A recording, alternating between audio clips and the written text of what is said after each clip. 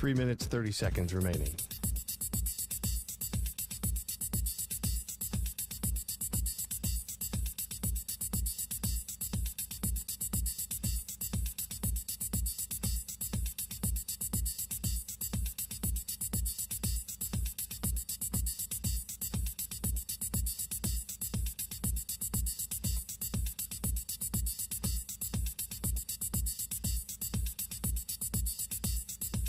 Three minutes remaining.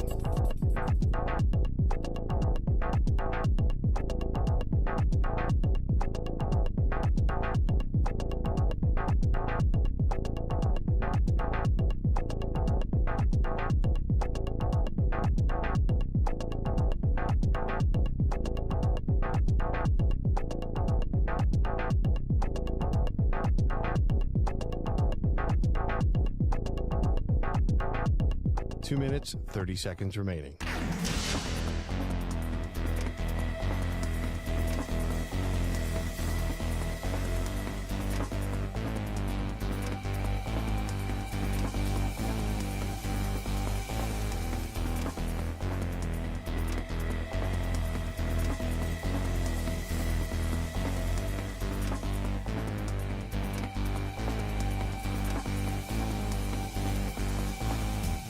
Two minutes remaining.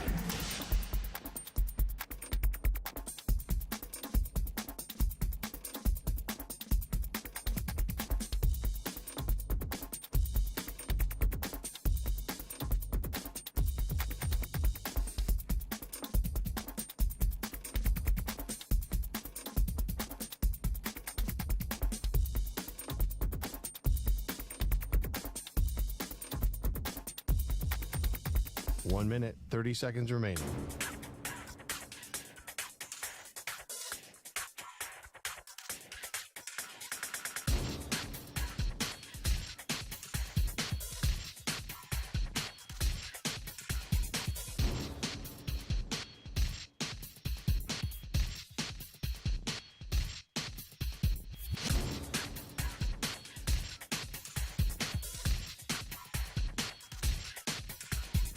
One minute remaining.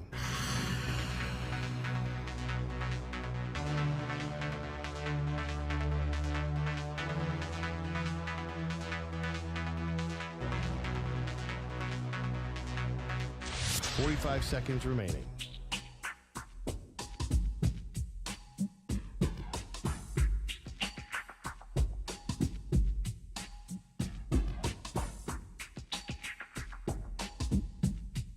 Thirty seconds remaining.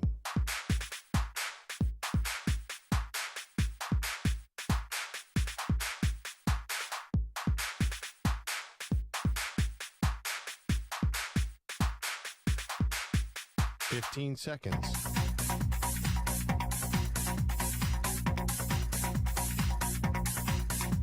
Break ends in 5 seconds.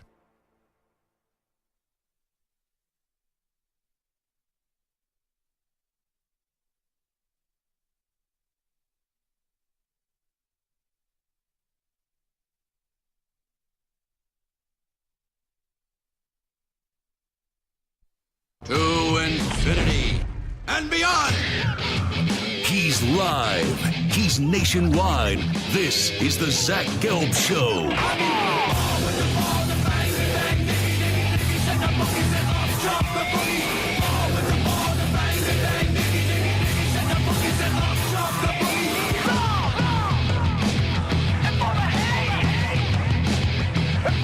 Here's your host, Zach Gelb.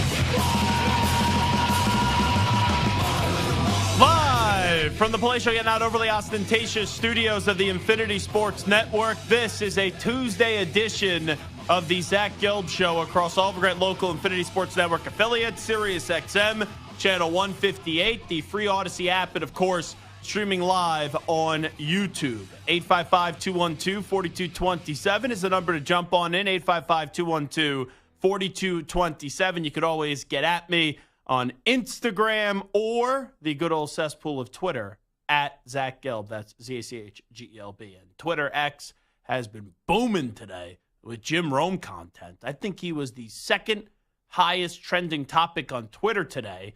congratulations to our teammate, the franchise, the legendary Jim Rome himself, who did launch the X stream of the legendary Jim Rome Show, which you could listen to right here on the Infinity Sports Network, but now you can watch it on X.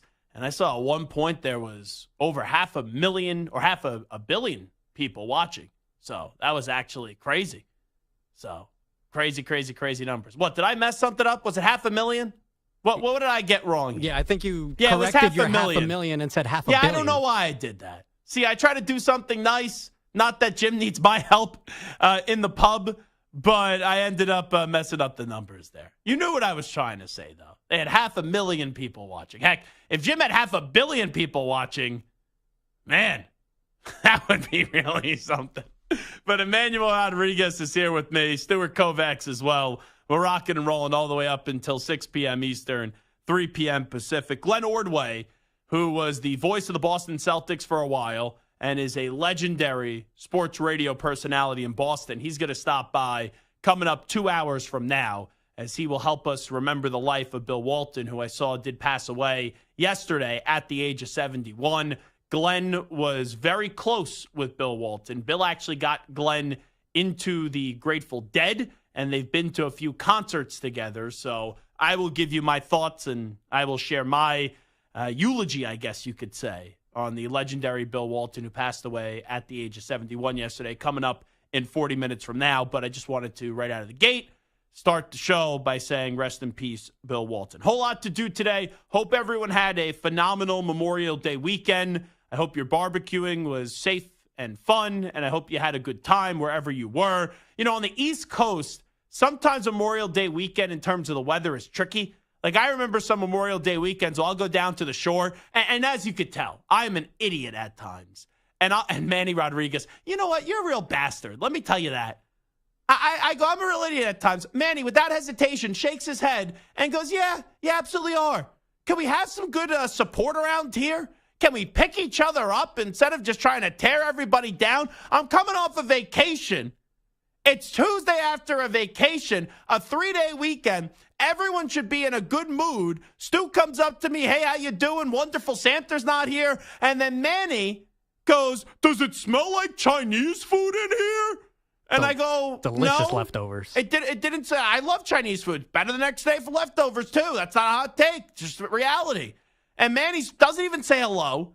His first thing is, does it smell like Chinese food in here? And then 2 minutes into the stinking show, you know, Manny's like, yeah, Gelb's an idiot. Gelb's a moron. Gelb's a dope. Last time I ever helped you, my friend. In the words of my colleague at NBA Radio, Rick Mahorn, you sound a little sensitive, buddy.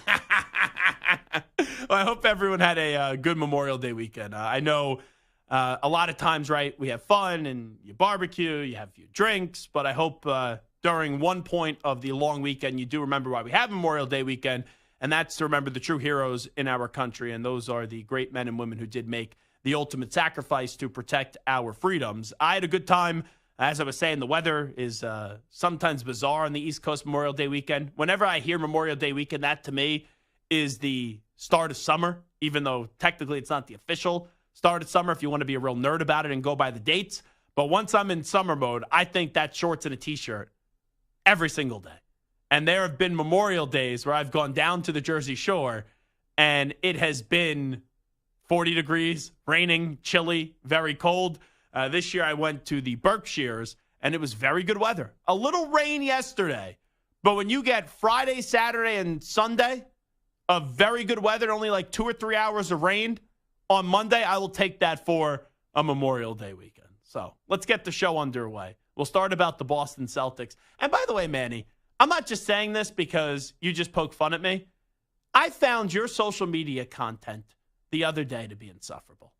I think there is nothing more of a loser personality in sports when your team can't beat a team, and then a week or two after your team loses, the other team goes out, and right away you had the memes, you had the gifs, right. You had everything ready to go. You're damn right. As you had to poke fun at the Indiana Pacers, who your basketball team couldn't beat. I mean, so now, wait, everybody no, was hurt, I'm baby. just saying you couldn't beat them. That's a factual statement. Yes, I will acknowledge, and I've said this before, that if the Knicks were healthy, they would have taken care of the Indiana Pacers. and it ended up going 7. So it showed that the Pacers really weren't a team that is a usual feel of a team that's in the Eastern Conference Finals. That's why I picked the Boston Celtics in 5. I guess I was too benevolent there. But for you to go online right away and poke fun at Therese Halliburton, who was injured and didn't even play the last 2 games, I just thought that was low class. And I do believe in something called sports karma. And sports karma is going to bite you in the you-know-what. It's not going to bite me. It's going to bite the Indiana Pacers because they were frauds. They didn't deserve to be in that situation. They beat you, so they did deserve to No, be they there. didn't. No, come on. They beat Indiana. They Doesn't beat matter. a Bucks team that had no They beat Giannis. them. It was a fluke. You want to talk? Draymond wants to talk about flukes and how the Knicks were a fluke. Separate the conversation. Pacers are a complete fluke. They're not going to even sniff the Eastern Conference Finals for the next 5 years. And you're so confident that the Knicks, who I am rooting for, Yes. I have family friend ties to the Knicks. I want to see the Knicks do well. So this is not me bashing the Knicks right out of the gate, but you are telling me without a doubt, and this is the arrogance now of the Knicks fan, a little success, a few second-round appearances, and now they walk around, they shroud around the studios like they're a peacock, and now they think they're the team to beat in the NBA, and they're going to be here year in and year out. Yeah, well, you know what? No, I'm looking at it as a You want to know why non-biased you're a NBA fraud? fan. You want to know why you're a fraud? Shoot, baby. Because let's just say if roles were reversed, Oh, I'd be. and it was the Knicks who were would have called out today. who were fully healthy, and it was the Pacers who were decimated with injuries. If I got on the radio and said, "Oh, the Knicks don't belong there," after they advanced, but the other team was injured, you would be mother bleeping me up and down the radio dial. You know that is true. You know that's 100% true. Try to deny it. No, because I know what You the can't Indiana, even speak right you know now. what the Indiana Pacers are. You knew what the Indiana They're Pacers a are. good but not great team. They're a perennial Hold on. perennial How playoff old are team. you? How old are you? 26. I'll be 27 in a few weeks. Okay. Yeah. So you should have no hatred for the Pacers in previous series when you maybe early on in the second round series. Roy Hibbert where Roy blocking Hibbert Carmelo served Anthony. you lunch. That is my Reggie Miller choking moment. Okay, but there should be no Reggie Miller hatred for you in your age because you weren't around. You weren't even alive for the Reggie Miller days. No, I wasn't. But I mean, just because I wasn't alive for a big moment in basketball history and my favorite team's But it's fake outrage. franchise.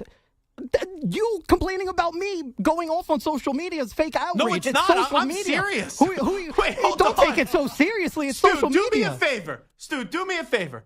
On the rundown for this show, the opening segment, does it mention anything about Zach mentioning Manny Rodriguez? It does not. How about the second segment? Nope. The third segment? No. The fourth? Nope. The fifth? Nope. You brought me up. The sixth? Nope. The seventh? Nope. The eighth? Nope. The ninth? No. That was all impromptu because sometimes you see things and then when you see someone, it triggers a reaction. And when I saw you and I turned on the microphone, something went off in my brain that said, oh, Manny came off like a sports loser from yesterday when the Indiana Pacers got eliminated from the Celtics. That's all I'm saying. All I'm saying is there is nothing more lame in sports in this fun way that we talk about it. When you can't beat a team and then you celebrate when that team goes down because some other team did your dirty business. That's all I'm saying. You know who you're like? You were like Chase Claypool. Now, hopefully your career doesn't turn out to be Chase Claypool, but remember when Chase Claypool couldn't defeat the Cleveland Browns in the playoffs with the Pittsburgh Steelers? Then he gets on, it was some streaming thing. Wasn't as popular as Jim Rome's streaming thing, of course, from earlier today. But it was some streaming platform. I think it may have been Twitch. I don't know. He was doing some gaming, and he was saying, oh, the Chiefs will get them next week. He was basically celebrating that the Chiefs are going to take care of their business that they couldn't take care of the week before. All I'm saying is, do you want to be like Chase Claypool? Do you want to be a loser? You should shut up. You should have no opinion on the Indiana Pacers because they beat you. You should not be entitled to having an opinion, all right? That's crazy. That last bit is a little crazy. Well, I don't think so. Like, Stu, do me a favor. I can't use your football team because they don't beat anybody. You can't, no. Let's say when the Lakers, let's say when the Lakers, give me a playoff opponent that maybe you haven't loved recently of the Lakers? The Nuggets. Okay. So, perfect example. When the Nuggets beat the Lakers, then the next round, I know that, the next round, let's say it did go down that way. The Nuggets ended up losing. Yeah. Were you celebrating over the demise of the Nuggets and saying, yeah, the Timberwolves did what we couldn't do? No. Well, it was more for 2 years ago, really. But. Yeah, it wasn't. I honestly was kind of rooting for the Wolves only because of, the story and the up and coming and Anthony Edwards and all that. But it wasn't like an anti-Nuggets. I wasn't happy they lost because they Stu's not beat a the loser. Lakers. Do the Nuggets and the Lakers have this history that goes back 30, 40 years in No, playoffs? but last year was really ugly. It was really ugly in that conference final sweep when LeBron made it all about himself sitting at the podium and was like, maybe I'm going to retire, and wouldn't even give the Nuggets any credit. So that got a little ugly. But, stop. You have, in your lifetime, you have one moment of hatred with the Indiana Pacers. And it was a second-round series where, in reality, the Knicks showed they didn't actually belong, if we want to talk about teams not actually belonging. All I'm saying is, you lose to a team. I don't need you to see Manny Rodriguez yesterday dancing on the grave of the Indiana Pacers. Now, I'm going to do it more now. it's fine. You'll look like a loser, then you'll look like more of a loser, and then you'll end up like Chase Claypool. You'll bounce around from 3 networks, and then no one's going to want to employ you. And then when they do bring you in, you have to have Sean McDermott. Oh, we're trying to revitalize Chase Claypool. Chase is trying to get back to what he once was. So get your Rolodex ready. Whoever runs ESPN these days, get them going. Scott Shapiro at Fox, get them going. So sensitive over there. I'm not sensitive at all. Just David Marinick. No, we have Chase Claypool here at the Infinity Sports Network, and he's that rat, Manny Rodriguez. I hear that rat is a good-looking fella. I don't know. Do you have the mustache comb today? I must ask you a question. I do have the mustache comb somewhere in my bag. Okay, good. The mustache comb saves you from me just shredding you for the next 3 hours. Anyway, the Celtics are off to the NBA Finals. Their season, though, really does not start until Game 1 of the NBA Finals. I think that is the perfect way to say it. It is not an in-the-moment take. It's been something I've been saying ever since the playoffs did officially commence for the Celtics on April 21st. Because if you want to call a spade, you look at the opponents in the East. In the regular season, I know it's one thing, but then going into the postseason, they were all inferior just in the East to the Boston Celtics. Did they get some lucky breaks along the ways? Yes. Jimmy Butler being out for the entirety of the first round. You had Donovan Mitchell miss 2 games against the Cavs. Therese Halliburton missed 2 games, for the Indiana Pacers. But in reality, none of those 3 teams, even if they were fully healthy, and even if Manny's Knicks were fully healthy and got through the Pacers, none of them were going to defeat the Boston Celtics 4 times in a 7-game series. So the Celtics just getting to the finals should it make me say, let's throw a parade and let's have all the confetti rain down right now, because the standard for success with the Boston Celtics is winning an NBA championship. And that changes. But when this has been a team that has been consistently there in the conference finals, has been to an NBA finals before, you got to take care of business in the NBA finals. And it's looking like it's going to be up against the Dallas Mavericks. They're up 3-0 against the Minnesota Timberwolves. Boston could have sleptwalked through this series up against Indiana. They choked away the Pacers game 1. Quite frankly, they choked away game 3. I don't call last night a choke job, but it was another blown lead by the Indiana Pacers. So, with all that being said, I'm not going to throw a parade today because the Celtics are in the NBA Finals. But the official start of their season is now. And it's coming up in the early part of June. And June 6th, when they tip off Game 1 of the NBA Finals. Because if they don't win the NBA Finals, assuming it's up against the Mavericks, or even if Minnesota finds a way to be the first team to come back from down 3-0 in the history of the NBA playoffs, if they don't win the finals, I don't care that they won the Eastern Conference in the regular season. The separation from the first to the second seed was like 15 games. I don't care that they only dropped 2 games to get to the NBA Finals and win the Eastern Conference. It's all about winning a championship for the Boston Celtics this year and raising banner 18. Anything short of that is a failure. And here's the thing. I will say this, 2 parts about Boston. because I do believe a lot of Celtics fans are going to be like, oh, this is national media hate of the Boston Celtics. I have no reason to hate the Boston Celtics. Big part's going to be Kristaps Porzingis coming back. You did not need him to get to the finals. I think you need him to win the NBA Finals. And the other thing, and you saw it yesterday, Drew Holiday is a championship player. And I think that's one of the stories that's not going to get a lot of recognition today when talking about the Boston Celtics, because we all know Drew Holiday is a very good player. And it was a very smart move to bring him to Boston via a trade. But a lot of talk with the Celtics today is going to be now their season really starts. Jaylen Brown winning the Eastern Conference Finals MVP. Jason Tatum maybe needing to be a little bit better and taking his game to the next level. The health of Kristaps Porzingis. Like, those are going to be the storylines. But even though I'm not going to give the Celtics an abundance of praise for what they've accomplished so far, because all of it was expected, they need to win 4 out of their next 7 games. They need to raise hoist the Larry O'Brien Trophy and raise another banner at TD Garden. But Drew Holiday has restored a championship culture in Boston. Because Drew Holiday has won a championship in the past with Milwaukee. He's one of the more respected players in the league. And I really think he was the missing link for this team. Because Tatum has been there for a while. He's great. He's a top 10 player in the league. Brown is one of the better two-way players in the league.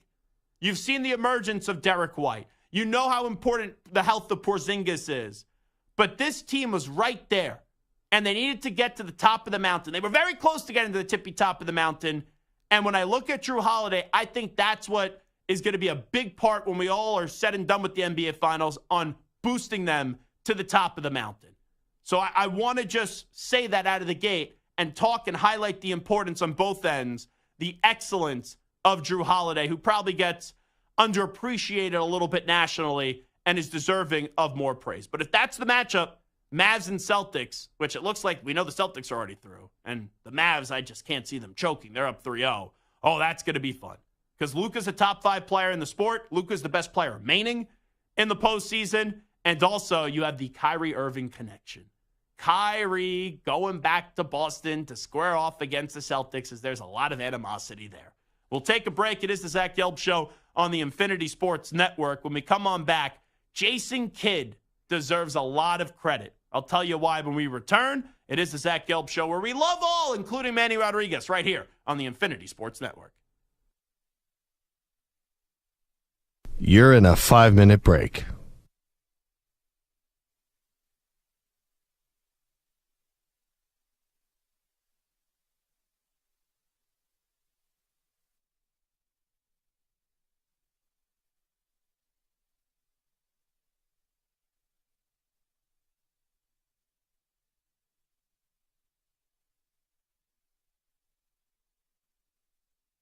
Four minutes, 30 seconds remaining.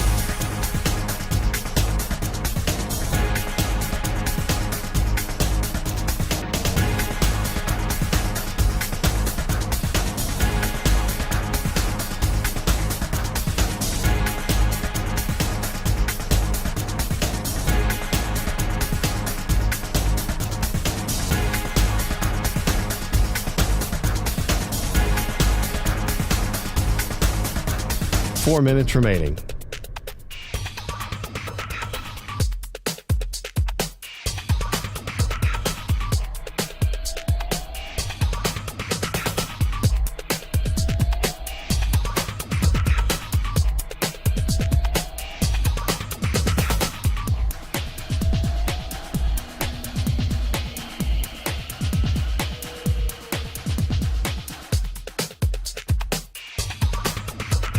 Three minutes, 30 seconds remaining.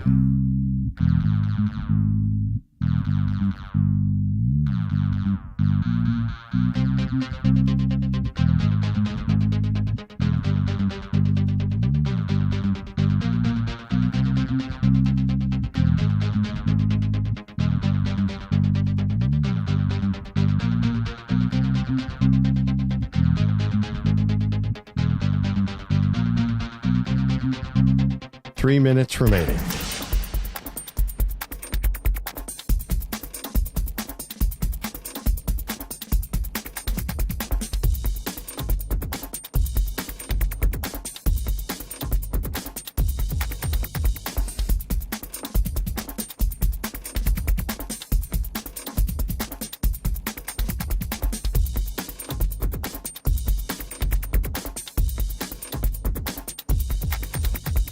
2 minutes, 30 seconds remaining.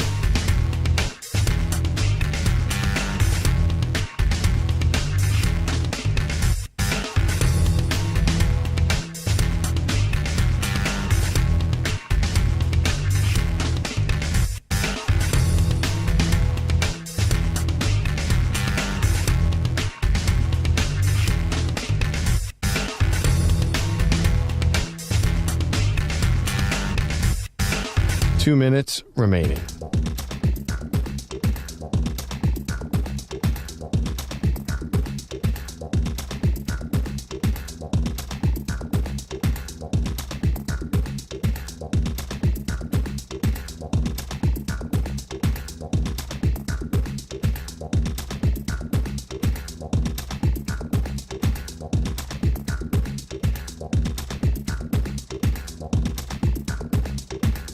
One minute, 30 seconds remaining.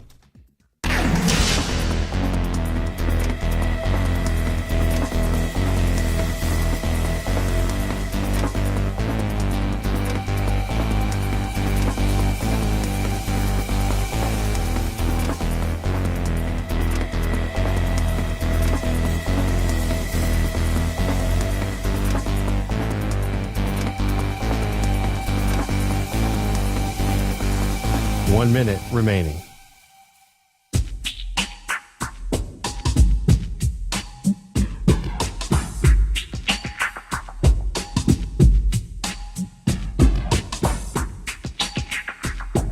.45 seconds remaining.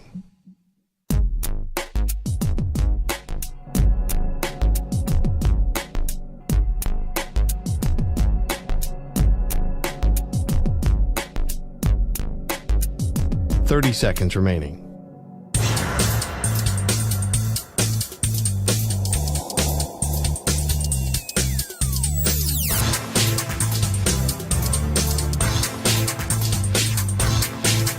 .15 seconds.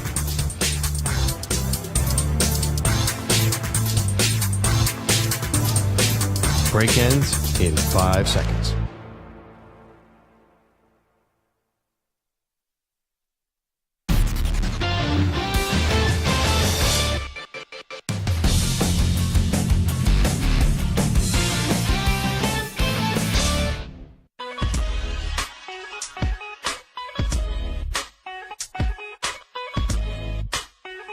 This is the Infinity Sports Network.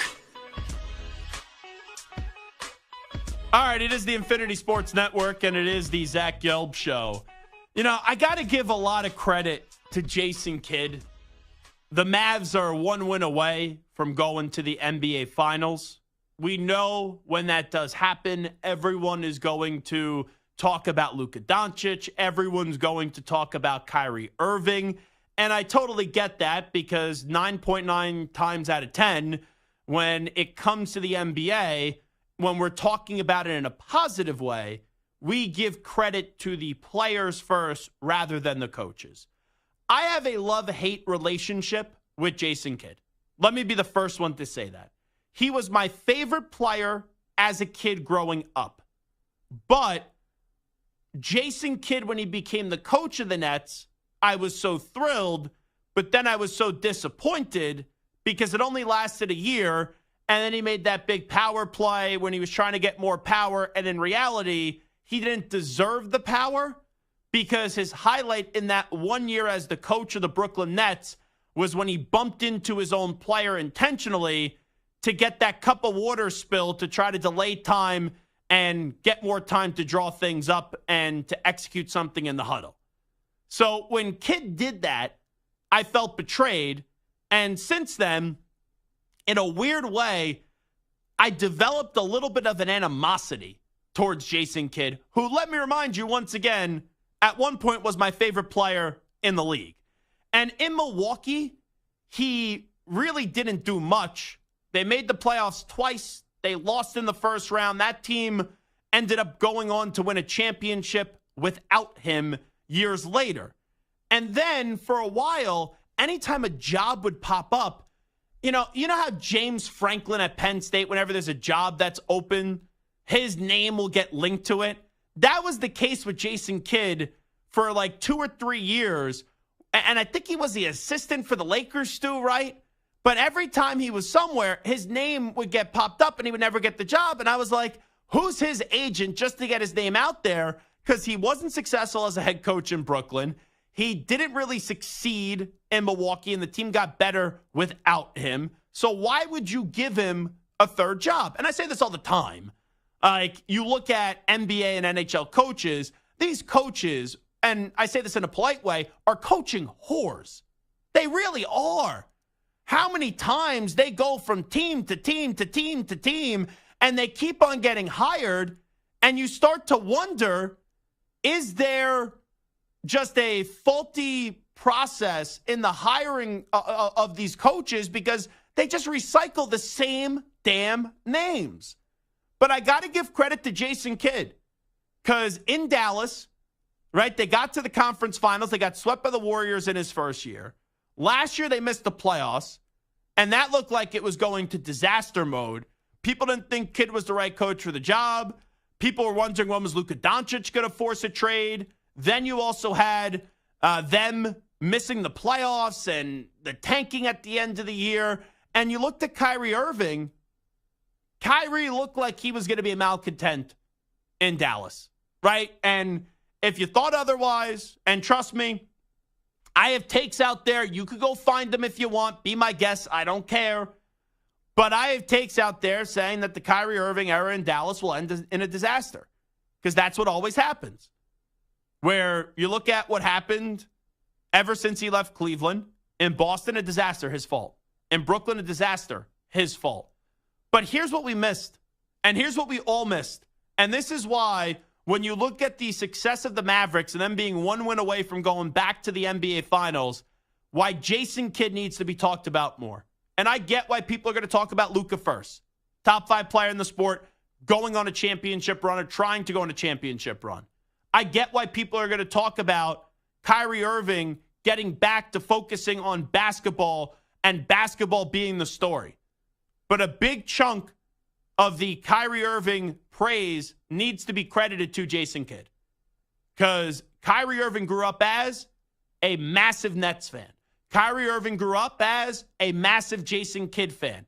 Kyrie Irving, at one point in his life, looked up to Jason Kidd as a basketball player. I think Kyrie Irving was at Jason Kidd's Hall of Fame ceremony. So Kyrie Irving respected Jason Kidd. Kyrie Irving has worked with other legendary backcourt players before that he didn't respect. One of them being Steve Nash. And remember when Kyrie and Kevin Durant basically like, oh, one night I'll coach a team, one night Kai will coach a team, one night Jacques Vaughn will coach a team, one night Steve will coach a team. They didn't respect Steve Nash. KD and Kyrie were just trying to use Steve Nash. Kyrie Irving, because he idolized Jason Kidd growing up, respected Jason Kidd. And now look, Kyrie Irving is on his best behavior in Dallas. And when he's on his best behavior and you could get him to lock in for a few months, he's still a top 10 player in the league. He is so difficult to stop. He is so fun if you just focus on basketball to watch. And here they are, one win away from going to the finals. And not only one win away from going to the finals, they are on the verge of sweeping the Minnesota Timberwolves, who, when Minnesota did go up 2-0 against Denver, was everybody's pick to win the championship, or almost everybody's pick to win the championship. So we are one more Mavericks win away from the Timberwolves story going away for now, even though I do believe in Anthony Edwards for years to come. A lot of people talking about Kyrie Irving, a lot of people who should be praising Jason Kidd, and this sets up a matchup where it's Luka and Kyrie going up against Boston.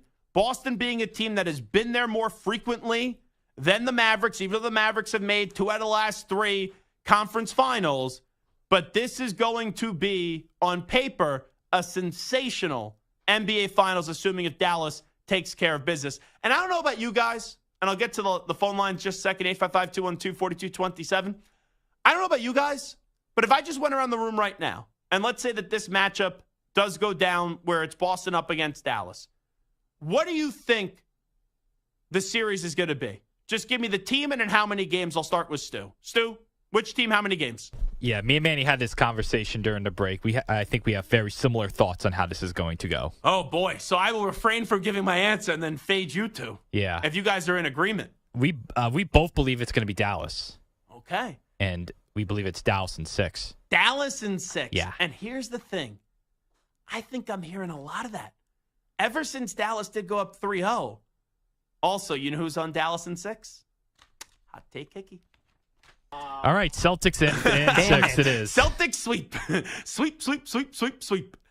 But Kind of like the Eastern Conference. I do think because of Luka and Kyrie being locked in, a lot of people are going to pick Dallas. Right now, you put a gun to my head, I'm taking the Celtics and the Celtics in 7. And I get it, right? The Celtics, right, against Miami, Jimmy Butler was out for the entire series. They would have beat them even if Jimmy Butler was there this year. The second series against the Cavs, I know Allen was hurt, Mitchell was hurt. Doesn't matter. They were going to beat the Cavs either way. The Pacers, they didn't have Halliburton for 2 games. Didn't matter. They were going to beat the Pacers either way. The Celtics have been on cruise control. Now they have to turn it up. And I do believe with them being close for so many years, it's just their time to pull through. And I believe in this postseason so far, there's always been a team of momentum that you start to get hot. Like everyone was Denver going in. Then Denver goes down 2-0. Everyone's on Minnesota. Then Minnesota almost blows that. They're down 3-2. They win 6 and 7. And everyone's on Minnesota. And now it's Dallas, right? Dallas about to take care of Minnesota. Now everyone's going to be on Dallas.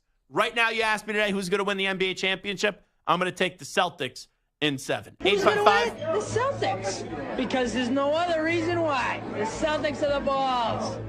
I was going to play that coming up in a bit when I went to the next guy who's on the line, but it's all right. We're a little premature on that, but that's fine. Man, he's had a big day today. You know, once you're running the board for the Rome Extreme launch, which had 500,000 people watching, it's like then you got to work on the Zach Gelb Show, and it's like, okay, this is where I could have fun and play around with a bunch of things. Yeah. All righty, let's go to Sully. Sully is on the line. My man, Sully, what's happening?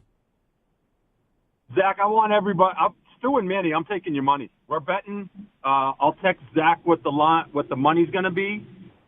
I hope everyone keeps talking about Dallas.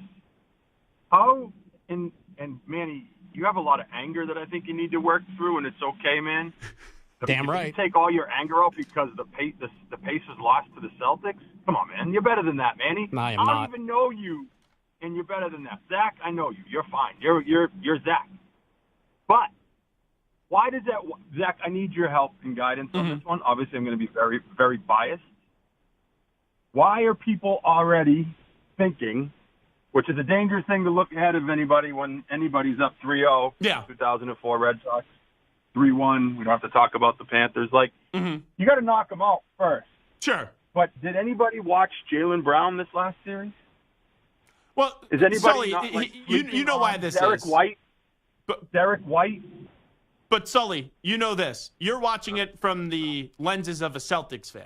Everyone else is looking at the Eastern Conference, and they're saying there's no real competition for the Celtics in the East. I get you could only play who is on your schedule, and it's not your problem. But the Celtics, with how close they've been recently, a lot of people have this feeling that they're never going to get it done. And we see it a lot of times in sports. Teams have been close, and they get to the top of the mountain.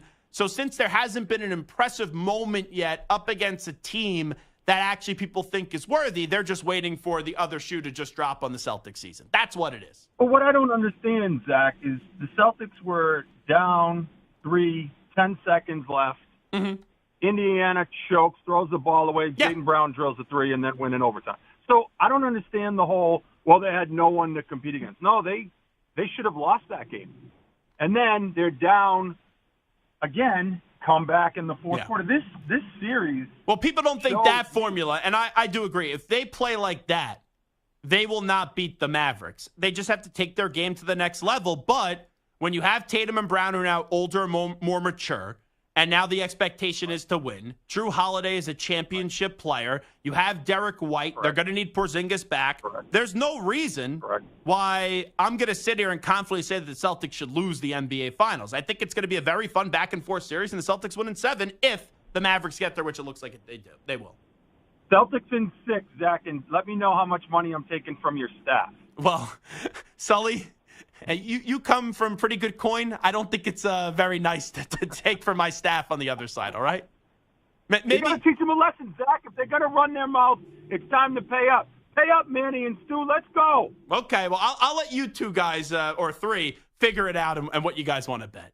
Just here's a piece of advice to Manny and Stu, because I'm always here to lend a helping hand. Just bet Sully something with food, and then Sully will eventually end up picking up the tab. But, like, if you reach into your pocket and go, I'm going to pay, and I'm going to pick up the bill, then Sully will be like, nah, I got you guys. You guys are two good dudes. But, yeah, you guys should have some, maybe make a friendly wager with Sully. Maybe you bet a tattoo. Do a tattoo bet. Imagine how weird it would be, you two not Mavericks fans, having to get, like, a Celtics tattoo. Yeah, that for me, that would be the worst. Oh, yeah, you're a Lakers fan. No. Yeah. All righty, we'll take a break. Hey, real quickly, Ack is here. Ack, is that right when we remember the legendary Bill Walton? What's that? That you sat very close to Bill Walton. What was that, Game 7 of the Stanley Cup Final? Right behind him. You know who was right next to him? Your father. My father was, I think, in the radio booth for that. Iron Eagle was there. Dove Kramer, who works at FAN, long time. There was a whole WFAN contingent. My uncle literally sat the seat next to Bill Walton. Oh, there you go. Yeah. So. My friend who was with us and working for the agency that represented Bill at the time said, we all looked at each other like, what's Bill Walton doing? And he just kind of waltzes in by himself. And, you obviously can't miss the guy. And he sits down. And so my friend says, Bill, what on earth are you doing here? And he just looks at me and goes, when there's a championship to be won, I'm in the building. It's a great line. That is a great line. 30 years later, I still remember it. So, and you had some other encounters with Bill. I saw some photo yesterday of you and Bill Walton. What was that, the NBA store? Yeah, I hosted. When his book came out, I guess it was like 2016, I was asked to host the book signing, and honestly, it was the easiest money I ever made. Because I said, ladies and gentlemen, he literally grabbed the mic from me, literally. Yeah. I mean that literally, and the rest was, he just went on. Grateful Dead, mushrooms. Yeah, I mean, he did basketball. I was like, I just put up my feet and just enjoyed it. But, look, I was only too happy to do it and would have been thrilled to, talk to him a little more. But he was a show. But somebody, as I was waiting for him to come out, he was being interviewed by some magazine writer. And I didn't know who it was, and I never saw where the article came out. But I heard him ask the question, which of the championships, do you like the most? Mm-hmm. And it was another great answer. He goes, championships are like children. You love them all and love them all the same. I was like, you know what? That's great. That's a good one. That's one of those. I've used that many, many times since then. So, and there was one other time he came on a Saturday morning, early 2000s, to the WFAN studios then in Astoria, Queens. Dump. And he cockroach-infested studio on a Saturday morning, and he was probably staying in the city, but wasn't exactly an easy commute. And he came and he just sat down and he came early and we were just, talking casually and we just got into one story after another and he looks at us and he goes, that's what I love about you guys, the love of the game. Wonderful. He was a wonderfully nice person. Yeah. I mean, couldn't say enough nice things about him. And it's a terrible shame. We remember the life of Bill Walton, who passed away yesterday at the age of 71 when we come on back. You just heard the voice of Rich Ackerman. Let's get his latest Infinity Sports Network update. Infinity Sports Network Sports Flash. And it's sponsored by Progressive Insurance. Protect your family, your phone, and your furry friends with life, electronic device, and pet health insurance. The Mavericks are looking to join the Celtics in the NBA Finals and make their first trip since winning it all back in 2011. They host the Wolves tonight in Game 4, up 3-0. Luka Doncic had 33 in Sunday's win, which ended with the Mavs on a 14-3 run. Their All-Star said they'll need to bring the same approach tonight. Don't even say it, man. But it feels great. But we got to think about next game. Got to play with the same mentality. they're not going to go away, no way. So we need to prepare for the next game. We just got to think about next game. The stat he didn't want to hear is that no team in NBA history has ever rallied from a 3-0 series deficit. The Florida Panthers host the Rangers in Game 4 of the Eastern Conference Finals of the Stanley Cup playoffs, trailing 2-1 after taking the opener. The Panthers have dropped back-to-back games in overtime. The Kraken have officially named Dan Bilesman their new head coach, and the Columbus Blue Jackets also make it official, naming former Hurricanes executive Don Waddell their new general manager. I'm Rich Ackerman. 855-212-4227. That's the number to get in touch with us. The Infinity Sports Network. Give us a call. 855-212-4227.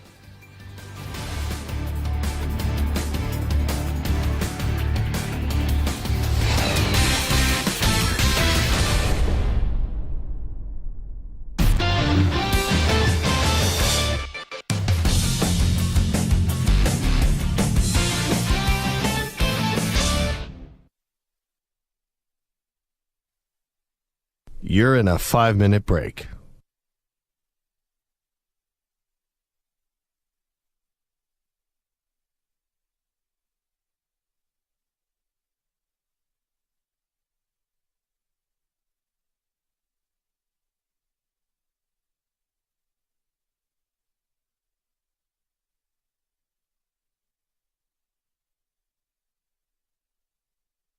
Four minutes, 30 seconds remaining.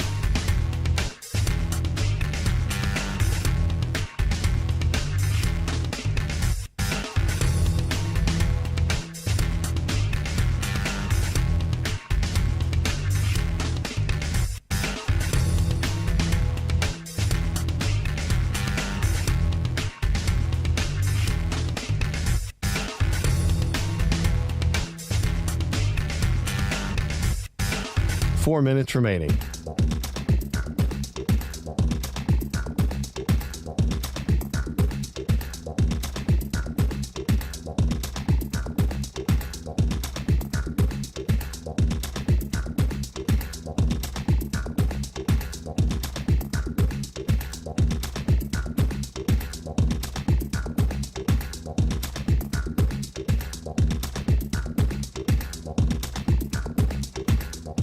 Three minutes, 30 seconds remaining.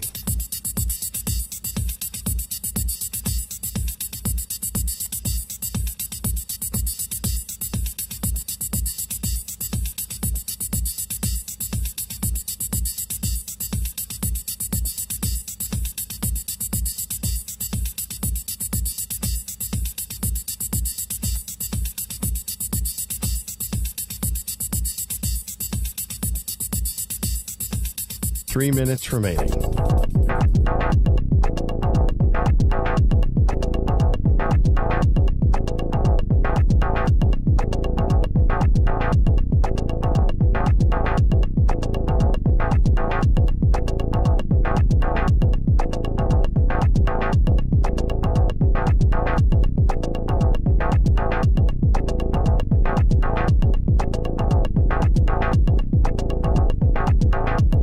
Two minutes, 30 seconds remaining.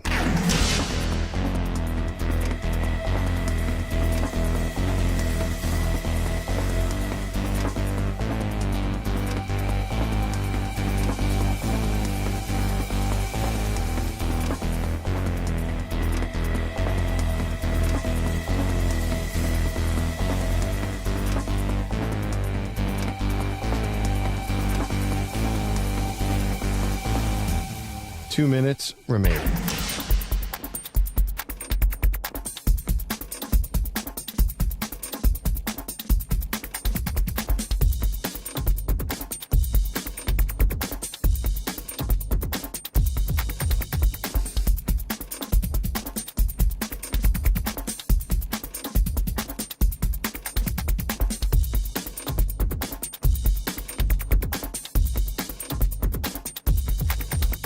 One minute, 30 seconds remaining.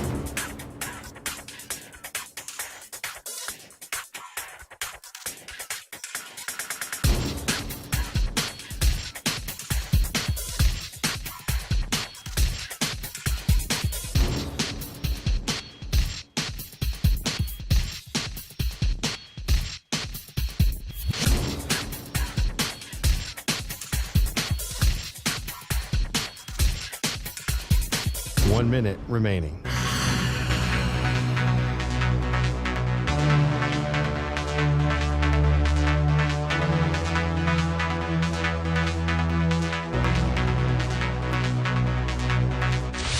Five seconds remaining.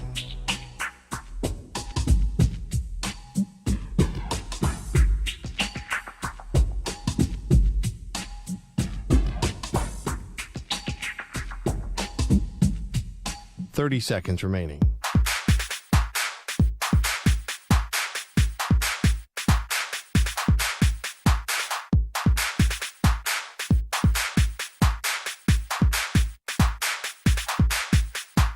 Seconds.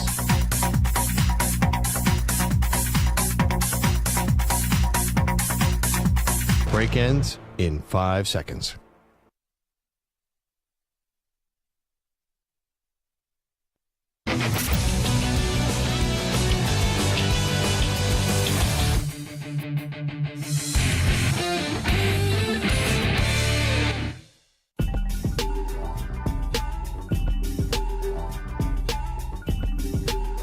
Welcome back to the Infinity Sports Network.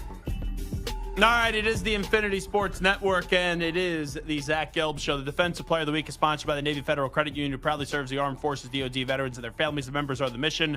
Learn more at NavyFederal.org. This week's player is Celtics guard Derek White. In yesterday's series clinching win over the Pacers, White had 5 steals and 3 blocks, which are both game highs. White has now blocked 3 or more shots on 3 separate occasions this postseason. So the Celtics are off to the NBA Finals.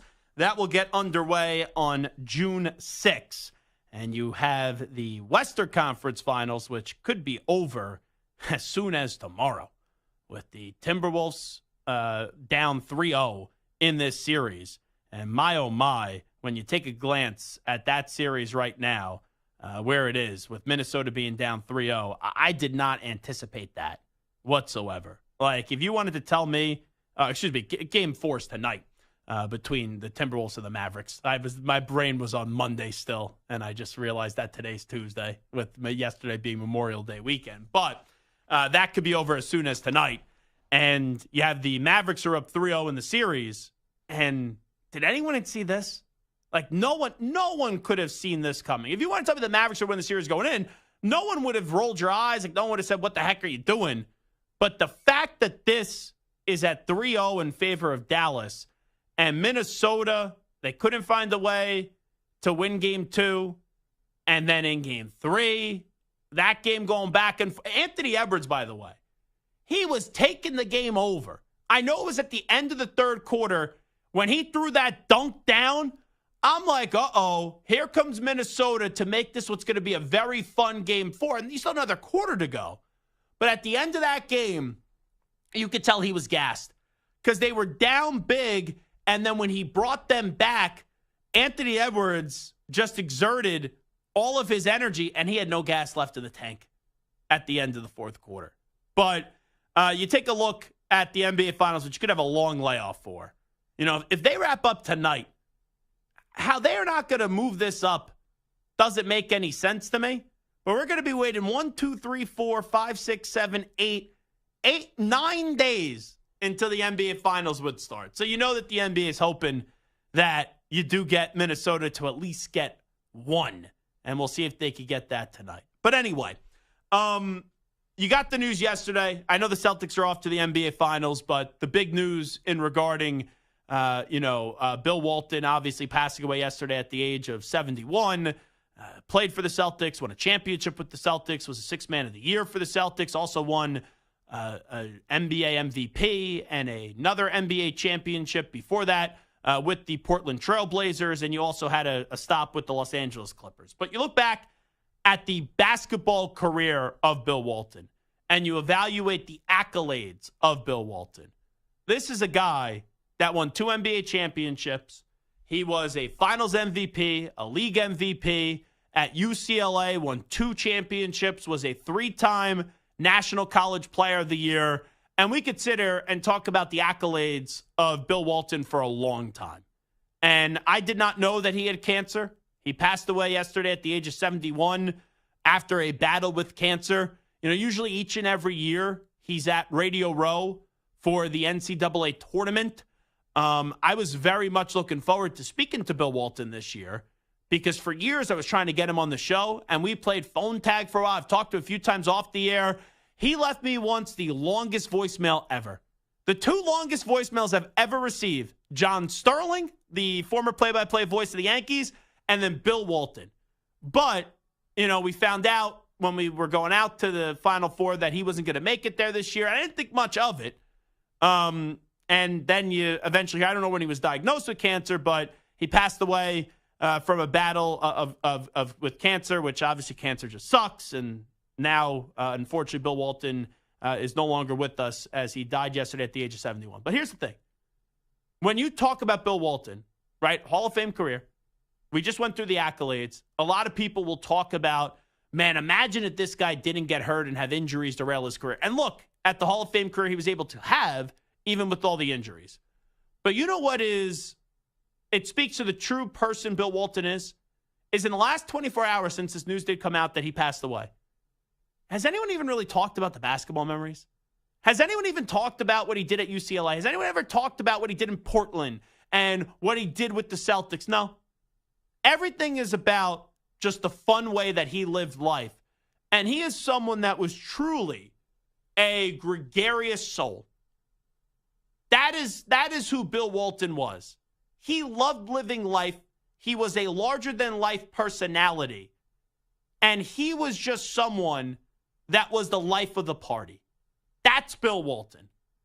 And it's very telling when you hear tribute after tribute and anecdote after anecdote in the last 24 hours. 99% of them have nothing to do with basketball. For a guy that had a Hall of Fame career, was great in college, I know he'd had a bunch of injuries in the pros, but still won an MVP, 2 championships in the NBA. And everyone's talking about how fun he was calling games, the tangents, and his love for the Grateful Dead. You talk about a life well lived, Bill Walton is right up there at the top of the list of great just lives that there were. To have all that success on the court, and don't get me wrong, there's a lot to remember what he did off the court, but for everyone wanting to talk about just his stories and how fun he was, it just shows you the truly special person that Bill Walton was. And may he rest in peace. And I know he is probably somewhere above right now, listening and having a concert somewhere up there in heaven, and probably doing a lot of things that would get you in a lot of trouble if you did them in the world right now. But it is the Zach Gelb Show on the Infinity Sports Network. Rest in peace, Bill Walton. We'll take a timeout. When we come on back, we'll continue a conversation about Bill Walton, also get into the disappointment of the Minnesota Timberwolves being down 3-0 and the Oilers losing last night to go down 2-1 to the Dallas Stars. Coming on back.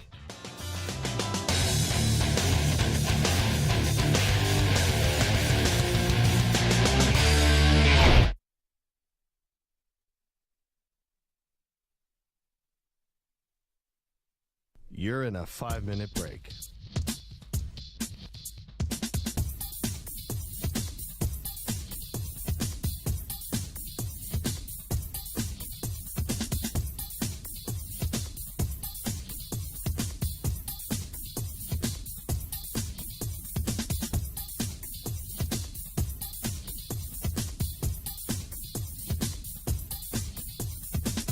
Four minutes, 30 seconds remaining.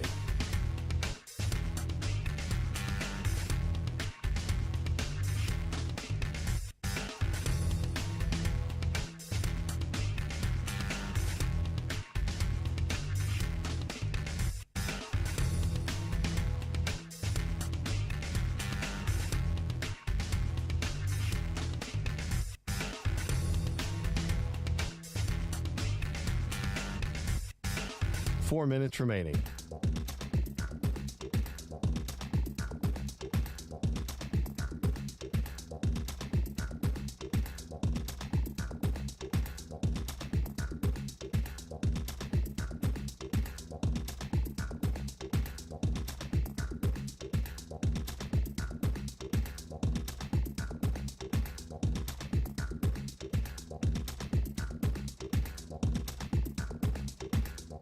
Three minutes, 30 seconds remaining.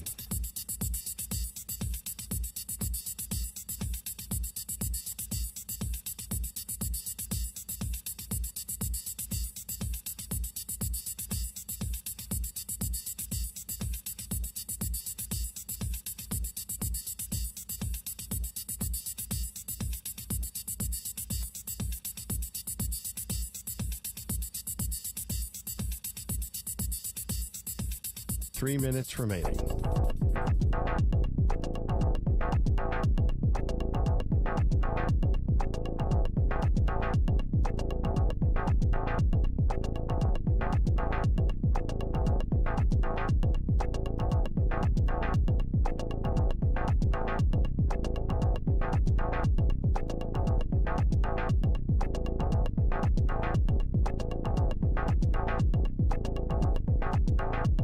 Two minutes, 30 seconds remaining.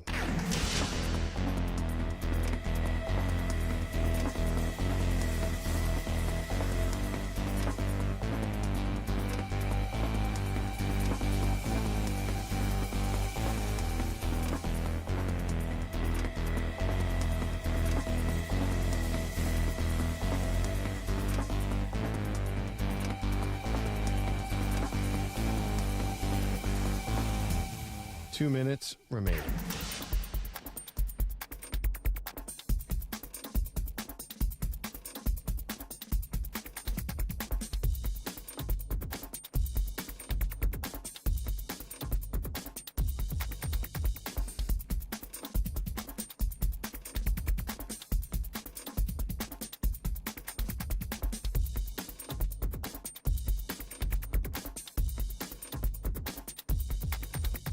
One minute, 30 seconds remaining.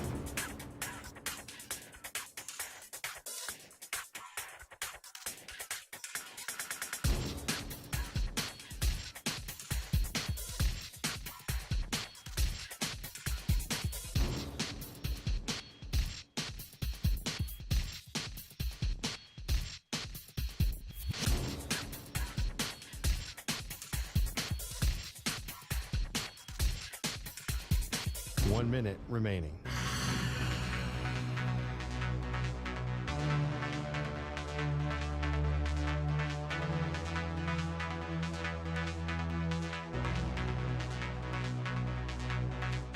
Forty-five seconds remaining.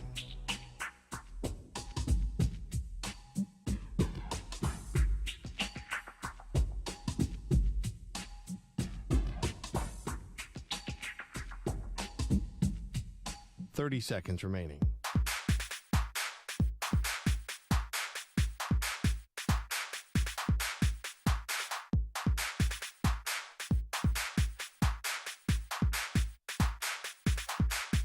Fifteen seconds.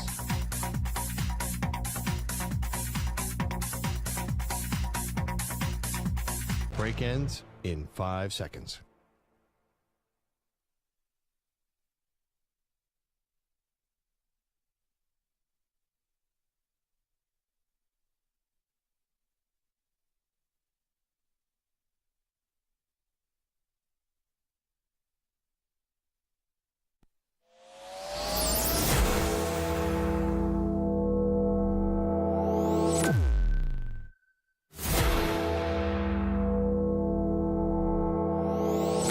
Infinity and beyond.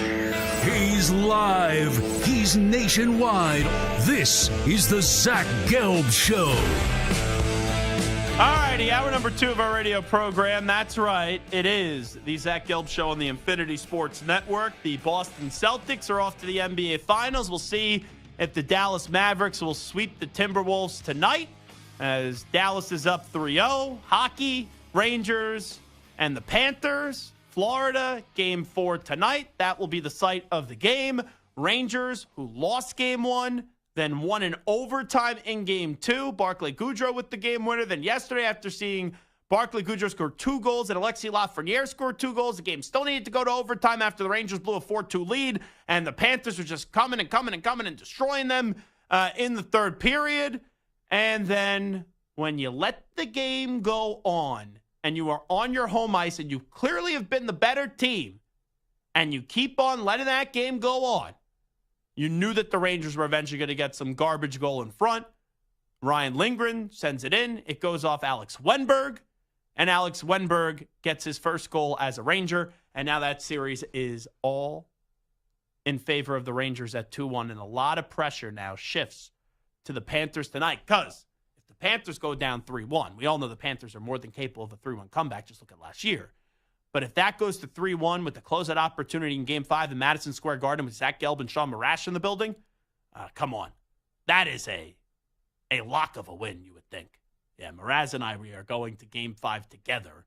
And Mraz just came in during the break. He goes, I can't believe that if the Rangers win tonight, there's a possibility they close out in Game 5. And I go, yeah. So I told my brother-in-law after they were up 3-1 against the Hurricanes, didn't win Game 5. My brother-in-law I said, we're throwing you to the curb. I'm bringing Marash. So we will go to with Mraz to the game. Now, we'll see if the Rangers win tonight. Because knowing how good this Panthers team is, and me being a fair and objective fan, don't get me wrong, I want the Rangers to kick the crap out of this Florida Panthers team, who I said going into the postseason is the best team in the league. I give the Panthers a lot of credit. I like their owner in Vinny Viola. But everyone's talking about how dirty the Rangers are. How about the Florida Panthers, for crying out loud? You had players on that team going after Matt Rempe. Little poor old Matt Rempe, who plays like 6 minutes a game. The game's over. The Rangers win. And the Panthers are trying to attack Matt Rempe, the youngster. So I think this is going to be really chippy tonight. And the team that isn't stupid. Because there's a difference between aggressive and there's a difference between stupid. And the team that isn't stupid will win Game 4. But here's the thing. The Rangers haven't even really played good hockey in the first 3 games of this series. Game 1, I was there at Madison Square Garden. They were thoroughly outplayed. Game 2 and 3, they didn't even play that well, and they still found a way to win both games in overtime. Tonight is the night where you need Panarin and you need Zibanejad, your 2 best offensive players, to start playing that way. Because this Panthers team, they're going to give you all they can in the first period. And that building is not a home ice advantage for the Panthers. There's a ton of Rangers fans in that building because a lot of older people, or just people in general now with the state of New York, they move on down to Florida and enjoy to live life there. So I can't wait to see how that game plays out tonight. And how about the Stars last night? You know, Dallas and Edmonton, what a fun hockey game that was. Because the Oilers, they had the perfect start to that game. Series tied up at 1-1. They win Game 1. Then the Stars take Game 2. You're going to Game 3. The series tied up at 1-1. They're up 2-0 right out of the gate. Building, buzzing. It's awesome. And then the Stars score 3 goals in the second. And then, right as it looked like the Oilers are going from euphoria to just basically being dead, the Oilers get a goal. Adam Henrique, who I do not like, but Adam Henrique gets a goal in the final 2 minutes of the period, or right at the end of the period. And then, boom, it's 3-3. You're going into the third period, and you're thinking momentum shifting back to the Oilers. And then the Stars, they put 2 up in the third, one being an empty netter, and they end up winning the game. Dallas is such a well-rounded team. And you guys know me, I'm a big Pete DeBoer fan. And the Dallas Stars are a well-rounded team with the perfect blend of youngsters and vets. So Dallas is now up 2-1, and all attention will turn to Edmonton tomorrow night to see if they could find a way to even up this series. But, man, you're at home. It's Game 3. You took one in Dallas. You're trying to win Game 3. You're up 2-0. You even get that goal late to tie back up the game at the second period. You can't get the job done. That's a brutal loss for the Edmonton Oilers. And their fans, don't get me wrong. There's always, when you go to a hockey game and the goalie is allowing some goals in, you chant the name of the goalie. So Jake Ottinger is the goalie for the Stars. They were chanting, Otter, Otter. Yeah. A little premature on the chanting. If you're going to do the chanting, you got to win. Like, I remember the Rangers years ago. They were going up against the Capitals. And Bruce Boudreau, the coach of the Capitals, one of those coaches has been a coach of like 9,000 teams in hockey. But he said, Madison Square Garden's like really not that loud. And the Rangers, I think they were up 3-0 in the game. And the Garden started chanting, "Can you hear us? Can you hear us?" Like, great moment. Rangers ended up losing that game and blowing the lead. And they ended up losing the series too. So if you're going to have fun and mock a player or coach, you got to make sure that your team actually wins the game and that you're definitely in a spot where you're going to win the game. So that's where we are right now in the state of sports. We'll get back to the NBA and we'll get back to the hockey in just a second. But we ended last hour remembering the great life of Bill Walton, and we were highlighting in the last 24 hours since we found out that Bill Walton lost his battle with cancer, that I didn't even know he was battling cancer, that even with all the great accolades that he accomplished during his career, the 3 National College Player of the Year awards in college, the 2 NCAA championships, winning a 6th Man of the Year, a league MVP in the NBA, 2 NBA championships, a finals MVP in the NBA. You could just go on and on and on with the career accomplishments of Bill Walton. And also, this is one of those guys, whenever we do those lists of careers that could have been better if not for injuries, look, that's a Hall of Fame career. And people wondered how much better the career of Bill Walton could have been. But none of that's discussed in the last 24 hours. You know, I have not heard many people do eulogies and tributes in the last 24 hours talking about the championships he won in college and the pros. What they talk about was his larger-than-life personality, a fun but different broadcasting career, how he genuinely cared about people, and how he was just the life of the party. Like, Bill Walton, to me, I'm sure in everyone's family, there is like a fun uncle, right? Like in my family, my Uncle Freddie is the fun uncle. Uncle Freddie and Bill Walton would hang out, I would imagine. I know my one uncle, my Uncle Kenny, was the one that sat next to Bill Walton at the Stanley Cup final when it was Rangers and Canucks, Game 7 in 94. But if my Uncle Freddie, to just give you the image of my Uncle Freddie, hung out with Bill Walton, they would have no problem getting along because they were both deadheads, and let's just say they probably like to partake in certain things, substances. But my Uncle Freddie, it's like, he's got to be 70-something now.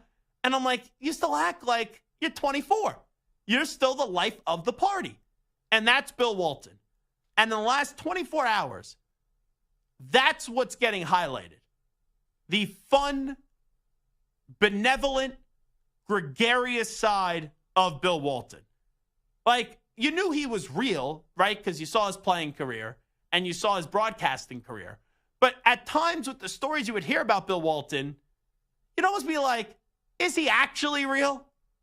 Like, it was one of those, like, mythological kind of creatures when you would just hear the life and you would hear the stories that he would tell. So I just want to go around the room here as we remember the life of Bill Walton.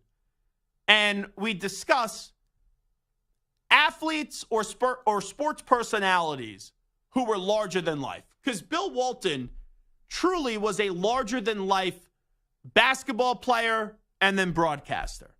So my larger than life sports personality is actually Shaquille O'Neal. And we all know the legendary, historic career of Shaquille O'Neal. And inside the NBA, he's continued to have a platform.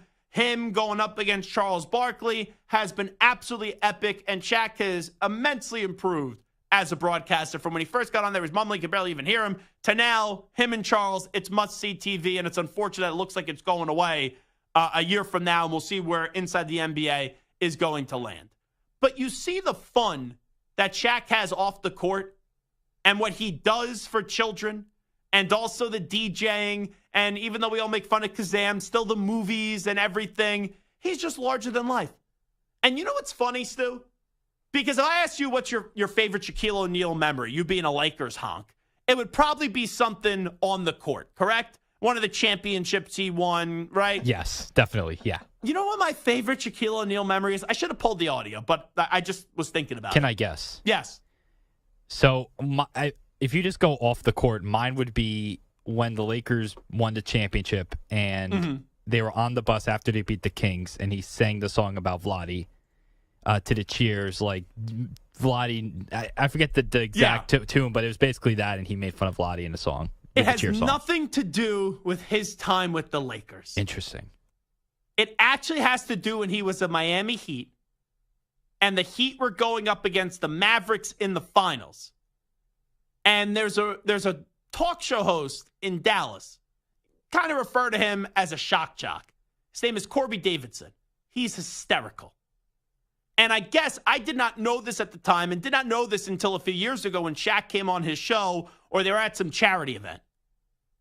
Shaq loved Corby because of how funny he was. So Corby goes to a press conference, and I didn't know this was his shtick. He asked like all these bizarre questions. So they're at an NBA Finals press conference with the legendary Shaquille O'Neal at the podium.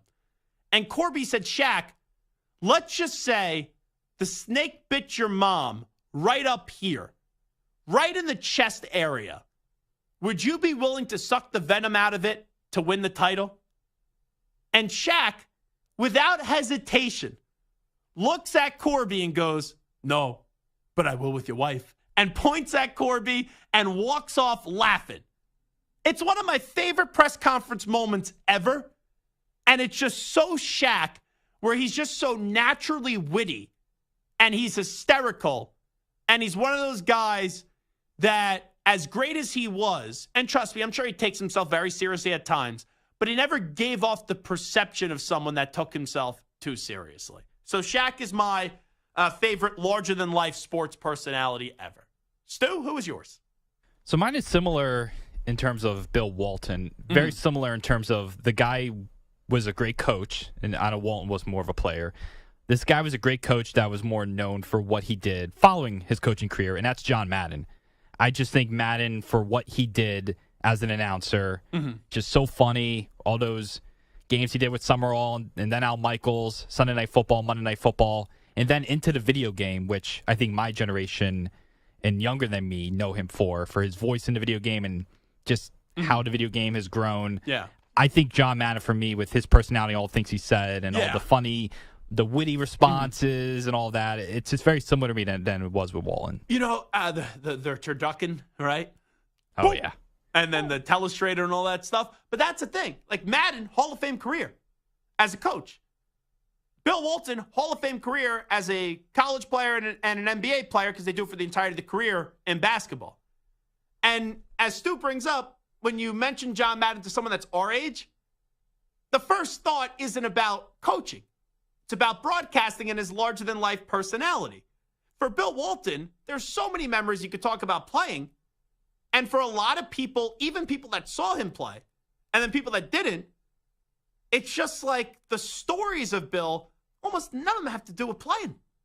And that's where Madden and Walton are very similar. Guys that lived iconic lives on the field or on the court, and all people do is talk about them as broadcasters for their fun stories and what they brought to that part of the game. Manny, who is yours? I'm going to go across the desk at inside the NBA on TNT. I'm going to go with Chuck. I'm going to go with Charles Barkley. At first, when Manny started that, he was like across the desk. I'm like, I'm here. I don't see Hack. I go, Jim Rome's not here. I go, Stu's not across the desk. I'm like, who the heck is he talking about? Inside the NBA, my friend, Charles Barkley. I mean, I never watched Chuck play. Again, I'm too young to have watched Charles Barkley dominate the boards and dominate on the court. But I mean, the way that he came into my life was as a broadcaster, and I love the way that he broadcasts. He's brutally honest. He's funny. He's one of the few people that can't get canceled in this world. That's, I mean, which is a very tough thing to be able to claim. I mean, once you reach that, I mean, I guess you've kind of made it, haven't you? I mean, I love Charles Barkley as a broadcaster. Obviously, you know, I've watched YouTube clips of how he played as well. But I mean, I'll go with Chuck. My favorite inside the NBA moment. It was when the movie. San Antonio? Lincoln came out. Do you know what I'm talking about? I think Manny? I do. And they were talking about, I forget what they were, something basketball related. And then I think it was Kenny goes, Chuck, who's your favorite president? Because you could tell that they were telling these jokes in the pre-meeting, right? And Charles Barkley goes, I just want to first and foremost say, like, I love Barack Obama, but my favorite president is Lincoln. Because if it wasn't for Abraham Lincoln, he looks right at Ernie Johnson. He goes, we'd be calling Ernie boss. And the entire crew just lost it. But since you bring up Chuck, I was deciding between Chuck and Shaq, right? I was going to make them just a duo. And I said, let's see if anyone takes Charles Barkley. But since you did take Charles Barkley, and it could get into a little bit of future of inside the NBA, with TNT losing the NBA rights, and next year is going to be the last year of inside the NBA, we wonder what's going to happen with inside the NBA. Now, Ernie Johnson has said he's going to stay at Turner. So Charles already talking about like, hey, I'm basically fired after a year from now. I saw him say that today.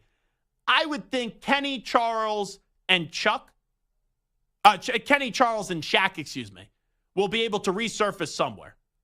I think that they will keep that trio together. Does NBC maybe hire like an Adam Lefko or who's close with Shaq and has filled in before for Ernie Johnson? Like, they got to find someone else, but then it's like, okay, you're missing Ernie. It's not the same, but can you find someone to be the traffic cop? I'm sure you could find someone, but will you find the right person? And that's going to be the difficult part. And there's a chance that the band just breaks up, right? And like, let's just say only Chuck goes to NBC. And Shaq's like, I don't need to do this broadcasting. And Kenny's like, okay, I had a great run. Like, that's all on the table. But it also got me thinking, we've said for years, Inside the NBA is the best sports studio show. You care more about Inside the NBA than the actual games. Who then becomes the next best studio show in sports? And I have my answer, but I want to ask you guys something because you guys both like soccer, and I have no clue about soccer. But I put this out yesterday on X, Twitter, and I said NHL on TNT now becomes the best studio show in sports. They basically, and it's run by TNT, they basically tried to recreate Inside the NBA except for hockey. Liam McHugh is excellent. You have the greatness of Wayne Gretzky. He's been better from year to year as a broadcaster. Paul Bissonnette, I told him this to his face 2-3 years ago when he first got the job. He's the Charles Barkley. He didn't have the career of Charles on the ice like as Charles did on the court, but he is the Charles Barkley of that show. You had Anson Carter, and then you have Henrik Lundqvist, who's like the most handsome human being of all time. It's crazy. So I think that becomes the next best studio show if Inside the NBA does go away. And right away, I get all these tweets about this soccer studio show. So, Stu, can you explain to me, for stupid people that don't watch soccer, the soccer studio show and what makes it so great, and if you share that opinion as well? Yes, I do, actually. I think it is right after Inside the NBA. I think it's the best show. It's the CBS Sports Champions League coverage. There's always some like viral moments I see from there. Yes. Right? Usually it's Jamie Carragher, Micah Richards, Thierry Henry. They're just, I know him. Yes. Hey. Yeah, hey. How many of those guys should I know? All of them? No, I think... Like, give me the... So it's just those three people? Yeah, I mean... I also have Kate Abdo, who's the EJ. Yes. She's the EJ of that. Henry's really the only legendary player. Richards and Carragher are both very good players. Carragher for Liverpool, Richards for Man City. But they weren't like stars like Thierry Henry was. So okay. And explain it for everyone else, just that all the accolades. They're just funny. They do bits. They're just their reactions to goals. They film them during the game. So obviously they're like a studio show. Like they only are on during the pre-post and halftime. It's like when the UFC films Rogan and DC and why can I remember the guy that does the play-by-play? The bald guy that does the play-by-play. Amick. Who does the play-by-play. It's like they get their reactions, except they're calling the fight. This is just a studio show reaction. Yeah, so you get their reactions. It's very well produced, as you can imagine. The chemistry is amazing. They're funny. They poke fun of each other. Okay. Like Micah Richards is the one they poke fun at the most, I would say. It's so good. Now, Manny, I saw your facial expression when I said, the best studio show now is the NHL and TNT. And Manny's like, yep, that's my guy. He's right. And then I said, but I keep getting these tweets about the soccer studio show. And then it's like, oh, no, that actually may be the one. Yeah, because, I mean, I love what they do. However, here's where I have to agree with you, Zach. When I watch the Champions League, I watch it in Spanish. I don't watch the English broadcast. No. I don't really watch the studio show that they do. I do catch it on Instagram and on Twitter, and I think it's absolutely hysterical. But I'm going to have to agree with you just based on the fact that I watch the sport in Spanish mostly. So you watch the Spanish feed of it? Of the studio show? No, yeah. It's a completely different channel. No, I'm saying like you watch a completely different network. Yeah, I watch a completely different network that doesn't How's their studio show? Not as nearly as good as what you get on That's CBS, what I was on wondering. Paramount. So why don't, you have this capability, why don't you watch the Spanish feed for one and then you go at it like the studio show during, what is it, a halftime? My pops isn't going to understand them with their English accent, but Gotcha. it's just tough. Okay. I'd rather watch it in the Spanish-speaking So channel. you like what you see from the Soccer Studio show and the social media clips. You never watched like the full version of that Soccer Studio Correct. show? Okay. Oh. I'll send you some clips, though. Sometimes It's social great. media is a little misleading, I'm just saying. Oh, really? Where'd you hear that? Some guy, Manny Rodriguez, who was bitching about the Pacers. You should check my Instagram story. I've added a little bit more to it. Oh, boy. Just to spite you. I will pass doing that. I'll politely pass. You'll stumble upon it by But accident. anyway, yeah, I'll probably look at it during the break. Anyway, we'll take a timeout. Is LeBron a threat to sign with the Sixers? We will chat about that on the other side. It is Zach Gelb Show. You're in a 5-minute break.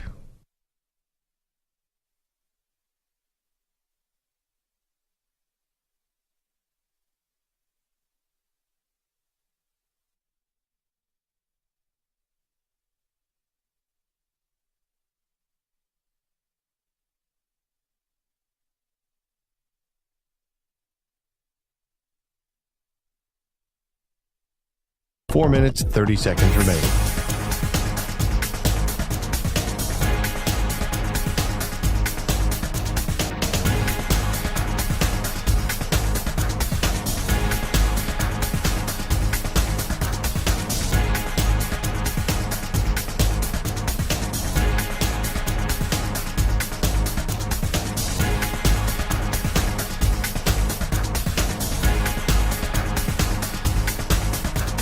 Four minutes remaining.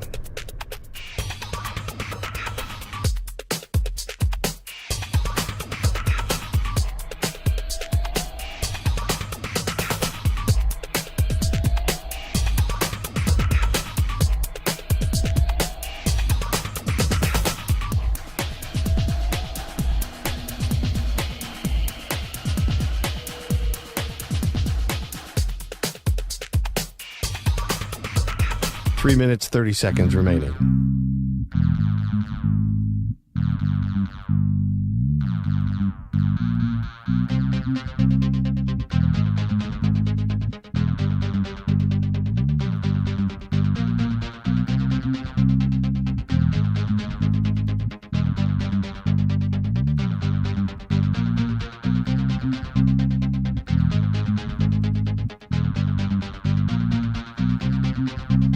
Three minutes remaining.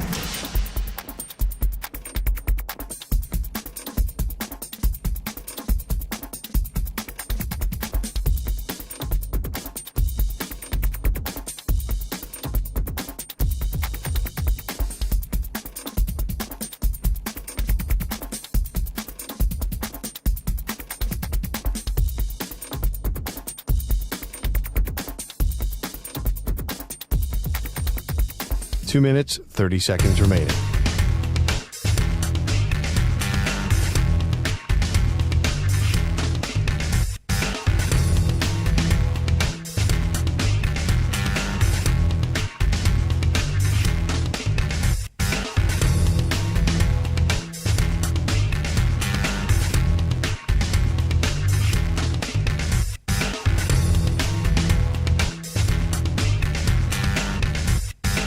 Two minutes remaining.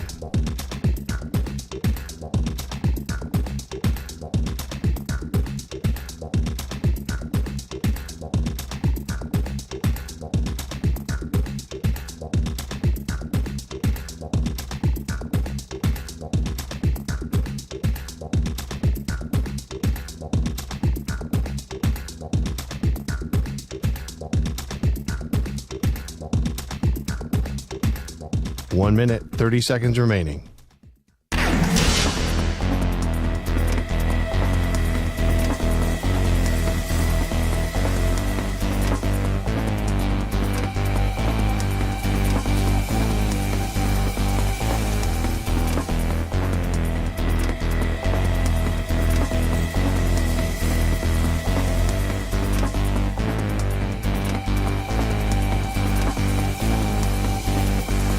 One minute remaining.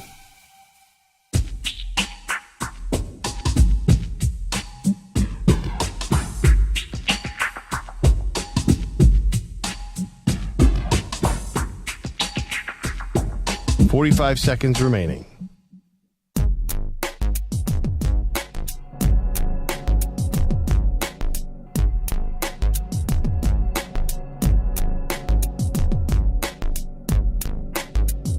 30 seconds remaining.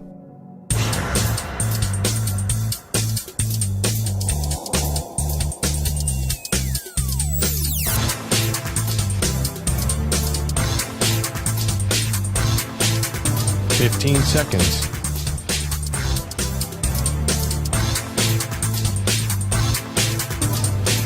Break ends in 5 seconds.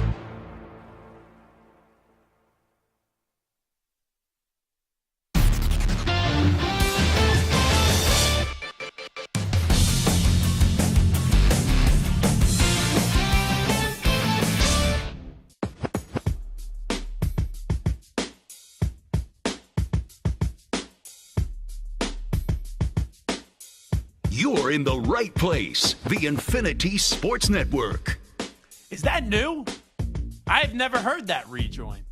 It is the Zach Gelb Show on the Infinity Sports Network.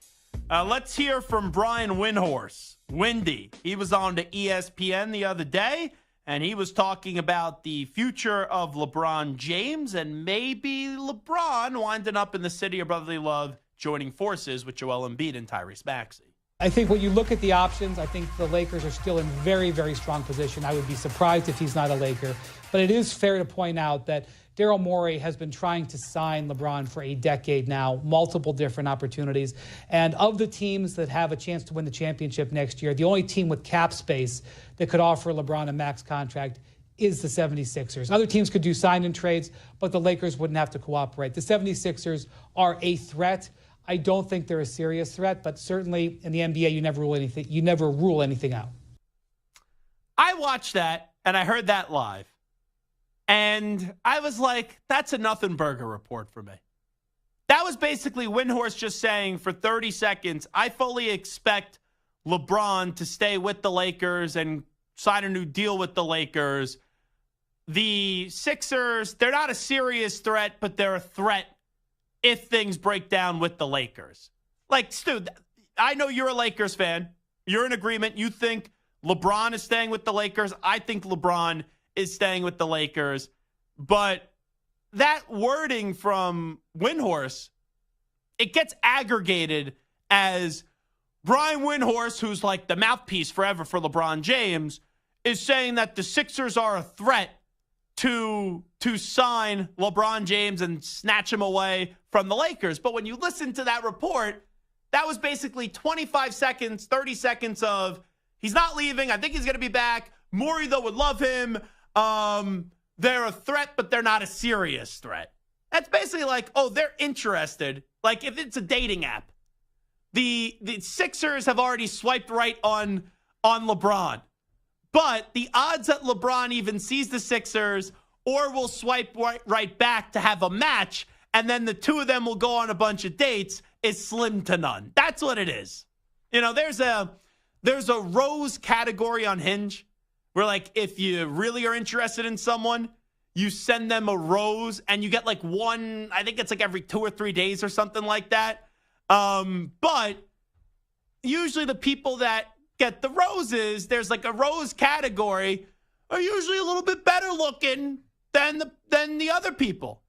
So sometimes you send a rose and you don't hear anything back. Other times you do hear things back. But it's like, all right, the Sixers have sent their rose. That's what they did. It doesn't mean LeBron is going to accept and then you're going to go out on a date. But that to me is really a nothing report from Brian Windhorst, Stu. Your thoughts? I agree. I think it's most likely he stays with the Lakers, but Windhorst is saying if there's a small, maybe 5% chance that he does leave the Lakers, then maybe the Sixers could be that team. But I agree. I don't think that means he's going there. Now, let me be clear. I do not think LeBron James is leaving the Lakers. If I was LeBron James, though, I would leave the Lakers, and I would go to Philadelphia. I thought he should have elected to go to Philadelphia when he was a free agent and he elected to sign with the Los Angeles Lakers. I've been saying this for years, but you are not winning a championship again with the Los Angeles Lakers. You can't rely on Anthony Davis, and I don't believe the Lakers are going to do enough this offseason to get you a player that makes you a championship team in a very tough Western Conference. In Philly, I get you can't rely on Joel Embiid to be healthy, but Joel Embiid is a better player than Anthony Davis. He has won a league MVP. Tyrese Maxey is an emerging star in this league, and you saw it in glimpses in the first-round series up against the New York Knicks. Go get LeBron. So, yes, Daryl Morey should be trying to pursue LeBron. Daryl Morey should try to do everything possible to go get LeBron James, even if that means finding a way to get Bronny on your roster. But I don't think LeBron is seriously interested in leaving the Lakers. But he should be. And he should sign with Philadelphia. And I would love to see LeBron end up with the 1, 2, 3, 4, 5 Sixers, 10, 9, 8, 76ers. But I don't expect it to happen whatsoever. It is the Zach Gelb Show on the Infinity Sports Network. We will come on back. Brandon Ayuk wants Amon-Ra St. Brown money. Will he get it? Is Brandon Ayuk going to be on the San Francisco 49ers come week 1? Update time first, though. Here is the Act Man, Rich Ackerman. Infinity Sports Network Sports Flash. All right, well, the Celtics swept the Eastern Conference Finals. The Mavericks will try to do the same tonight in the West. They host the Wolves on the verge of joining Boston for the right to play for the Larry O'Brien Trophy. And before that matchup can come to fruition, Jason Kidd said his team still needs another win. When you talk about the series, it's the first team to 4, not the first team to 1 or 2 or 3. And so for us, it's, we've talked about that in the film and on the court about we haven't, done anything. The Mavericks haven't been to the finals since 2011 when they won it all, led by Dirk Nowitzki and Kidd. No team in history in the NBA has rallied from a 3-0 series deficit. The Eastern Conference Finals of the Stanley Cup playoffs resumes with the Panthers hosting the Rangers and looking to even the series after back-to-back overtime losses. Dan Bylsma officially named the new head coach of the Seattle Kraken today. Baseball first of 2 at Citi Field. No score between the Mets and Dodgers in the top half of the second inning. I'm Rich Ackerman. Hey, like us on Facebook. Our handle is INF Sportsnet. That's INF Sportsnet for our Facebook page. This is the Infinity Sports Network.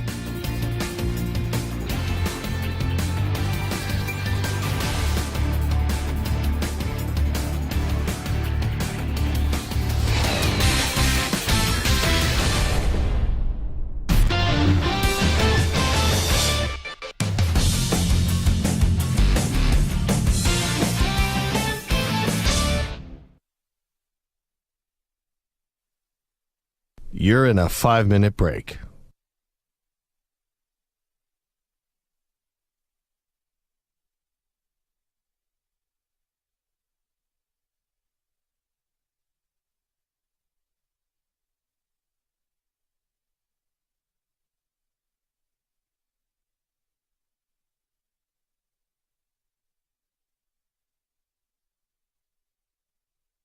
Four minutes, 30 seconds remaining.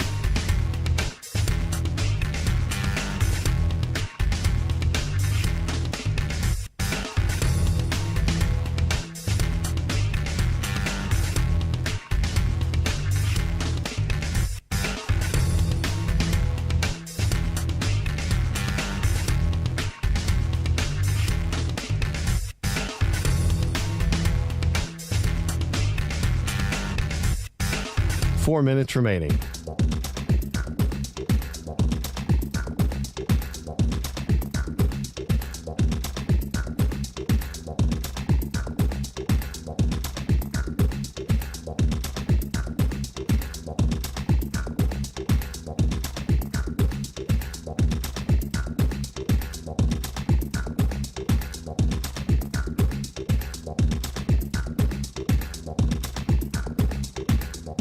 Three minutes, 30 seconds remaining.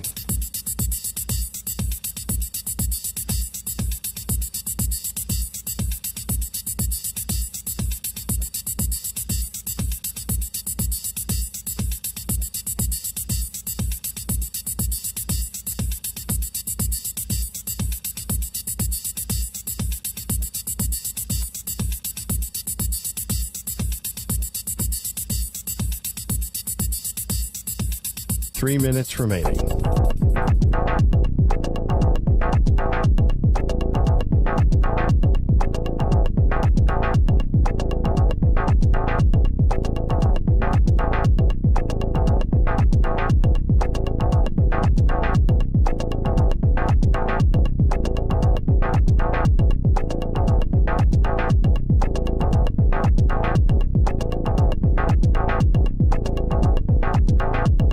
2 minutes, 30 seconds remaining.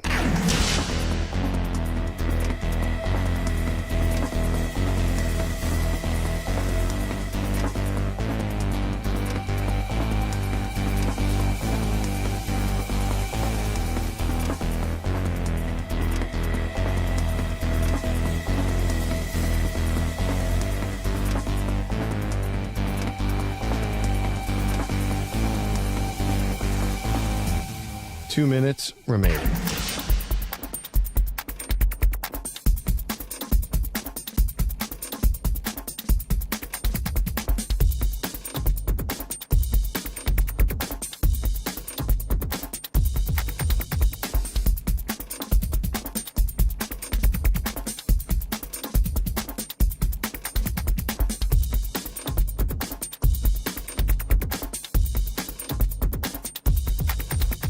One minute, 30 seconds remaining.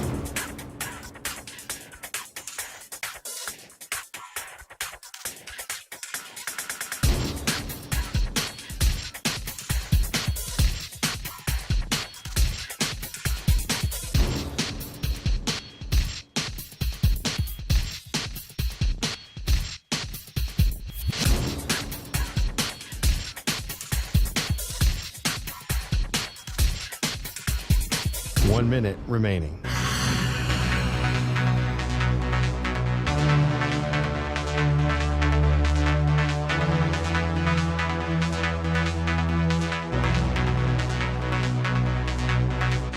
Forty-five seconds remaining.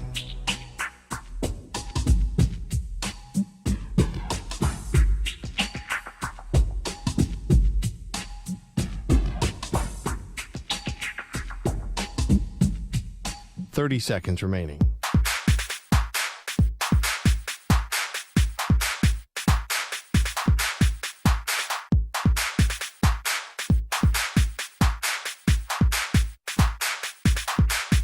Fifteen seconds.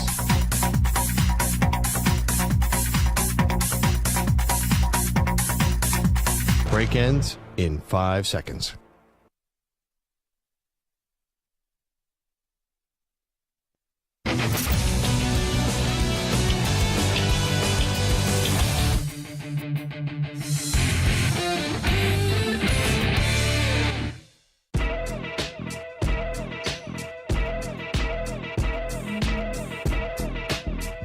The fun continues on the Infinity Sports Network. I'm telling you, we got new liners. That's back-to-back breaks. I've never heard those liners since we changed names over from CBS Sports Radio to the Infinity Sports Network. That's an astute observation by your boy, if I may say so myself. I was reading an article the other day. According to Mike Garafolo of the NFL Network, the 49ers aren't close on agreeing to a contract extension with Brandon Ayuk. And obviously, we have seen a lot of back and forth where the Niners keep on telling you he's going to be on the team, and Brandon Ayuk keeps on, I guess, doing vague things on social media that would suggest that he wants out of San Francisco, even though his agent says the wide receiver has not asked out yet. But there's been a bunch on social media. Like, he unfollowed the team on social media. Now, I'm not one of those losers that follows that. I think it's always weird when someone like searches, oh, you were following this team on this date and now you're not following the team. Like, who actually keeps track of that stuff? But I am intelligent enough to read articles that will tell me that information. And right now, the report from ESPN's Jeremy Fowler, I was reading this all via Yahoo, put this together. Amon-Ra St. Brown, who signed a 4-year contract extension worth $120 million with Detroit that included $77 million guaranteed, that set the bar for the deal that Brandon Ayuk wants to reach, according to ESPN's Jeremy Fowler. Fowler went on to say, Ayuk doesn't need to be the highest paid player in the league at his position, but he has done enough and accomplished enough in that offense where he's probably going to need to be at that number or higher. So when you punch the digits here, and I think I know what the mental math version of this. Oh, no, I was off a little bit. It was $30 million a year is what Brandon Ayuk can get just on the surface of that. You know, I have no problem playing Brandon Ayuk, paying Brandon Ayuk $30 million a year. But if you do that, you then need to eventually get rid of Deebo Samuel. This has now become with the Niners a Deebo or Ayuk conversation. Because you know McCaffrey is your most valuable player on offense. Trent Williams, we'll see how much longer he's around, but he's getting up there in age, and he's a legendary tackle. He'll be a first-ballot Hall of Famer.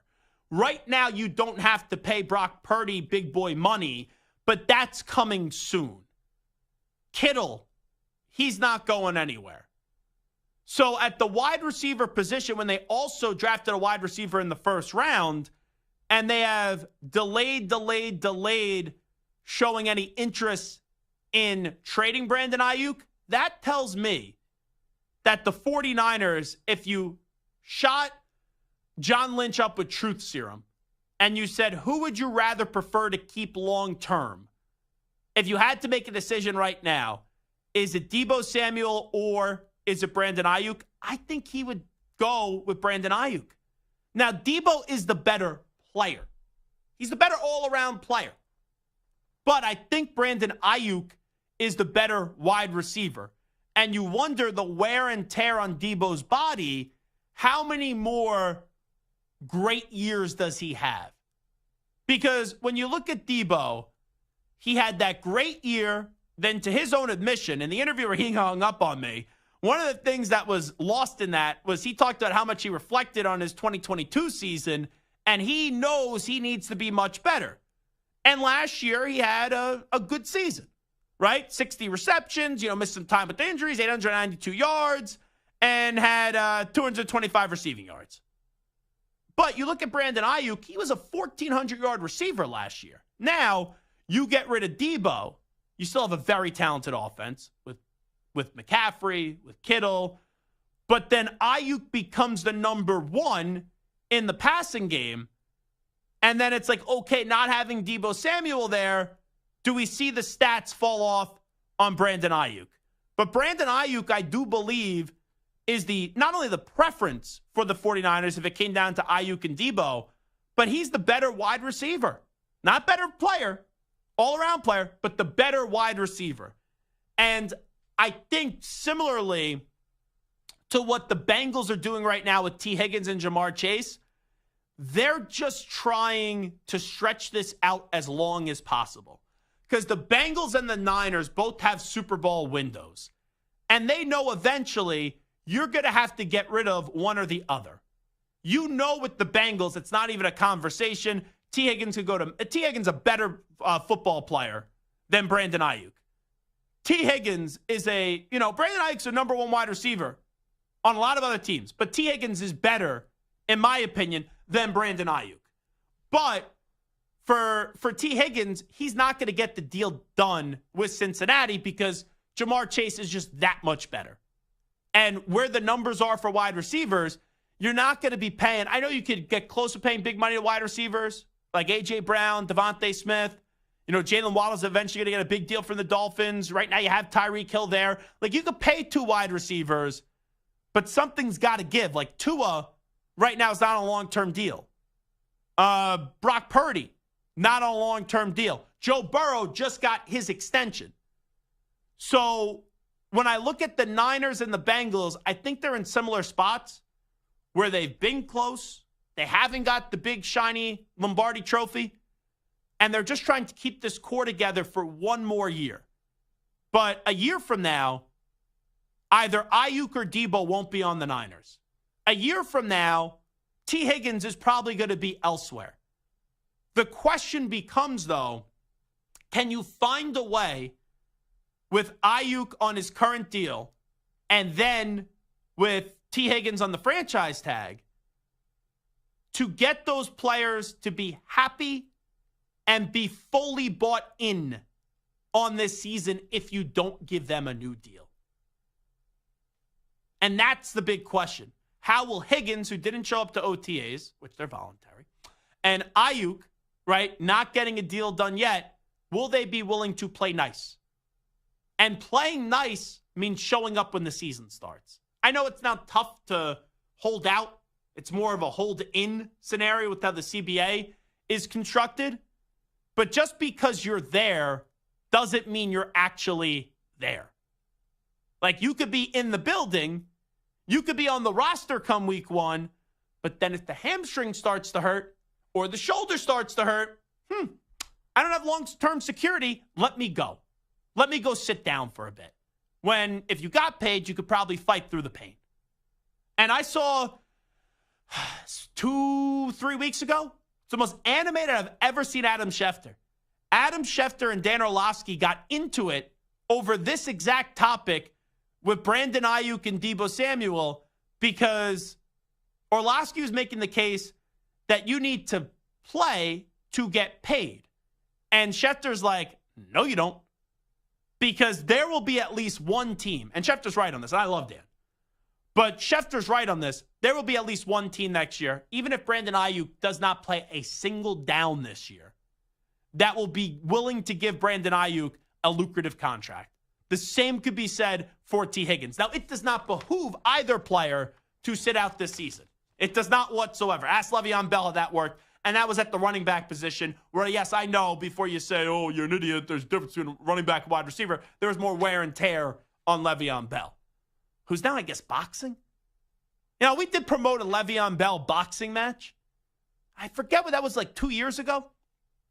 And I saw when Le'Veon Bell, I don't know, like, what section of boxing he's participating in. But did you guys see? I saw this on social media. It was over the weekend. Le'Veon Bell walked out to whatever fight he was in. I have no clue if he won or lost. And his, like, hype guy or the guy he was just walking out with was Antonio Brown. Going back to their days when they were two-thirds of the Killer Bees with the Pittsburgh Steelers. So this is what you need to figure out. I think the Bengals, with Jamar Chase and T. Higgins, they will find a way, I think, to make it work through this season. The Niners are the team that I'm not sure. And I think John Lynch, he could delay. Remember, they've been uncomfortable before. They were uncomfortable with Deebo Samuel, and there was a big thought that Deebo was going to leave, and they got the deal done. So if the Niners' true preference is to keep Ayuk over Deebo, you could get the deal done now with Ayuk. And then you could maybe think of trading Deebo before the season starts, or you just trade him in the offseason. But by next year, I think Deebo Samuel's off the Niners, and by next year, T. Higgins is off the Bengals. But will either of those organizations either find a way to trade one of those players before the start of the year? And if so, it's going to be the same teams that were interested at the draft.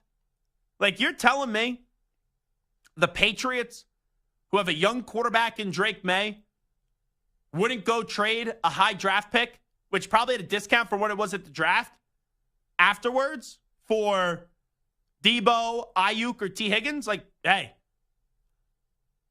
I would give a second-round pickup easily. Second-round pick. Isn't that what, Stu, what did the Raiders get for Devontae Adams? What was it, like was it a 1 and something else, or was it a 2? What did the Raiders have to give up to get Devontae Adams? I believe it was a late one, but a very late. It was like in the 20s. Okay. The Patriots aren't giving up their 1, but they're going to be one of the worst teams in the league on paper. You give up a 2. You got to think about that for a player that you're one of those players you're going to lose either way. You know, could you get a 1 for Higgins? Yes. Can you get a 1 for Ayuk? I think so. Are you going to get a 1 for Deebo right now? I don't know. Just because of how much wear and tear is on that body. But you have the Raiders deal there? What was it? Yeah, it was a first and second round pick. First and second? Yes. That's pretty damn rich return. Can you look up what the Tyreek Hill deal was with the Dolphins and the Kansas City Chiefs? Because, like, hey, those are two of the better wide receivers in the league. And Justin Jefferson doesn't have a deal yet, and If they would have traded him at the draft, which I don't buy that I hope the Vikings weren't trying to trade Jefferson to get Malik Neighbors and move up. Like, you could have easily got 2 first-round picks for Justin Jefferson, but he's a lot younger. Yeah. So for Tyreek Hill, the Chiefs got a first, a second, 2 fourths, and a 6. Wow. It was a lot. So, but those are the two, no disrespect to Ayuk and T. Higgins. They're not on the level of Tyreek Hill and Devontae Adams. So you could get a late one, if a contender comes calling, but also the Bengals got to be selective and the 49ers got to be selective. They're contenders. So I would say a 2 and then some probably gets a deal done for Higgins, Ayuk, or Debo, however the 49ers would potentially think about that. But teams like the Patriots would be interested. Buffalo, you would think, can you make it work from a salary cap standpoint? Because that's the other thing. Tennessee now paid 2 big wide receivers with Hopkins, and they just got Ridley, so they're probably out. The Texans made the move for Diggs. Kansas City would be fun, but I don't think they're going to make that work. And neither of those teams are trading to Kansas. They'd be the 2 dumbest teams in the league. The Bengals and the Niners are trading to Kansas City. Chargers, they could use a new wide receiver, especially with no more Keenan Allen and Mike Williams no longer being there. Someone's got to throw the football. So you got to have, I know the Giants just drafted Malik Neighbors, so that probably takes them out of the running. I'm just trying to think of teams that could be. The Bears have now 3 wide receivers. Do the Packers think they need to go get a wide receiver? I know they have Dobbs and Watson, but I can't say that those are surefire number 1 wide receivers in this league. So, could Arizona in division, probably not with the Niners, but maybe the Bengals. I know they just drafted Marvin Harrison Jr., so that probably takes them out of it. But it does delay them having to pay Marvin Harrison Jr. for a while because he's on a rookie deal, so you could get two good wide receivers in that building. So I'll be fascinated to see if any of those wide receivers get traded from now until the start of the season. I think the Bengals will keep it together. The Niners, I think ultimately both Debo and Ayuk will be on the roster come week 1. I do believe Ayuk will have somewhat of a new deal. And then a year from now, they're trading Debo Samuel. All righty, this is Zach Gelb Show on the Infinity Sports Network. We will take a timeout. When we come on back, Glenn Ordway called Celtics games for many years. He was also a sports talk show host on Sports Radio WEEI in Boston for 30-something years. He's going to join us on the other side to remember the life of his friend and Bill Walton, who passed away yesterday at the age of 71. He has a bunch of Bill Walton stories for us. We'll also talk some Celtics with him next.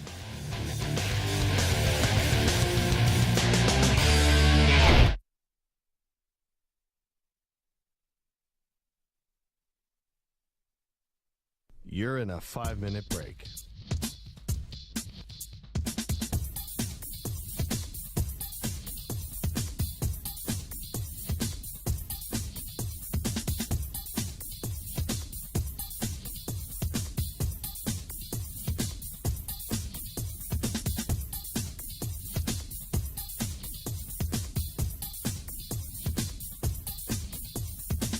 Four minutes, 30 seconds remaining.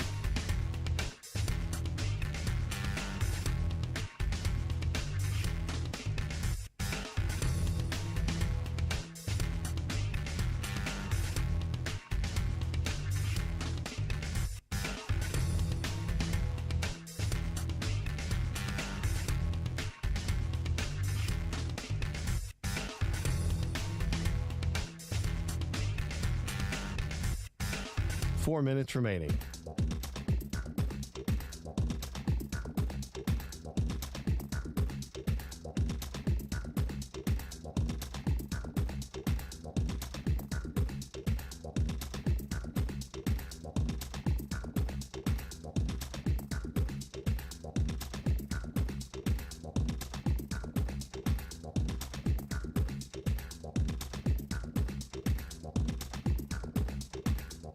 Three minutes, 30 seconds remaining.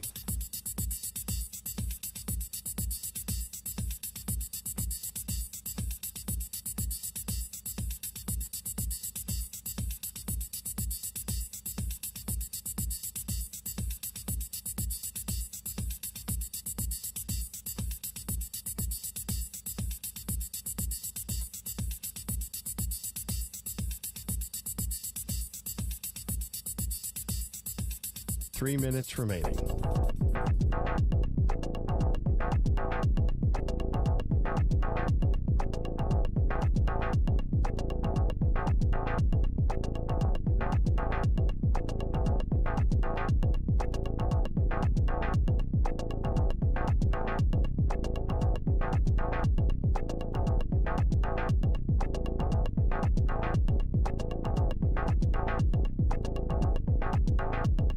2 minutes, 30 seconds remaining.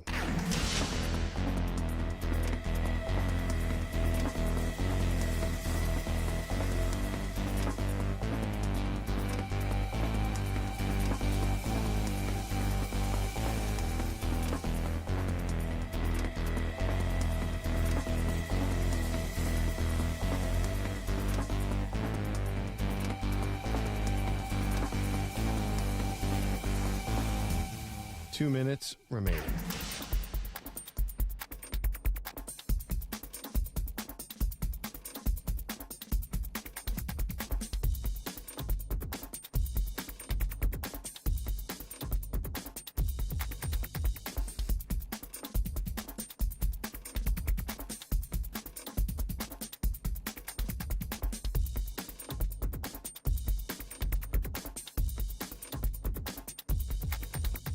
One minute, 30 seconds remaining.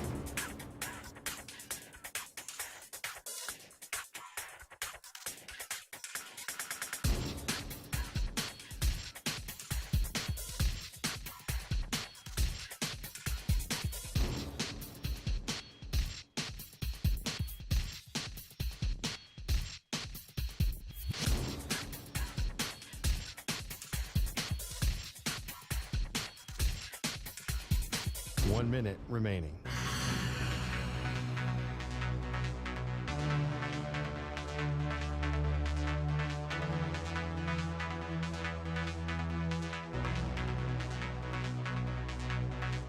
Forty-five seconds remaining.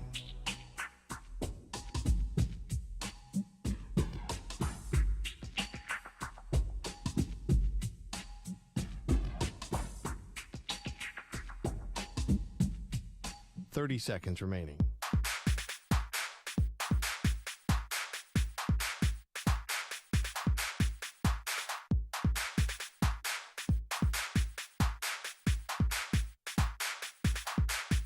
Fifteen seconds.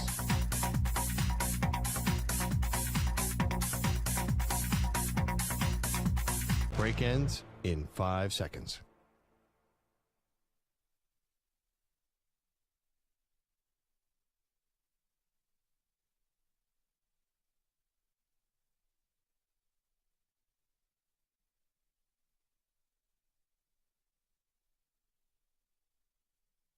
To infinity and beyond.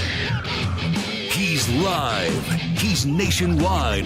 This is the Zach Gelb Show.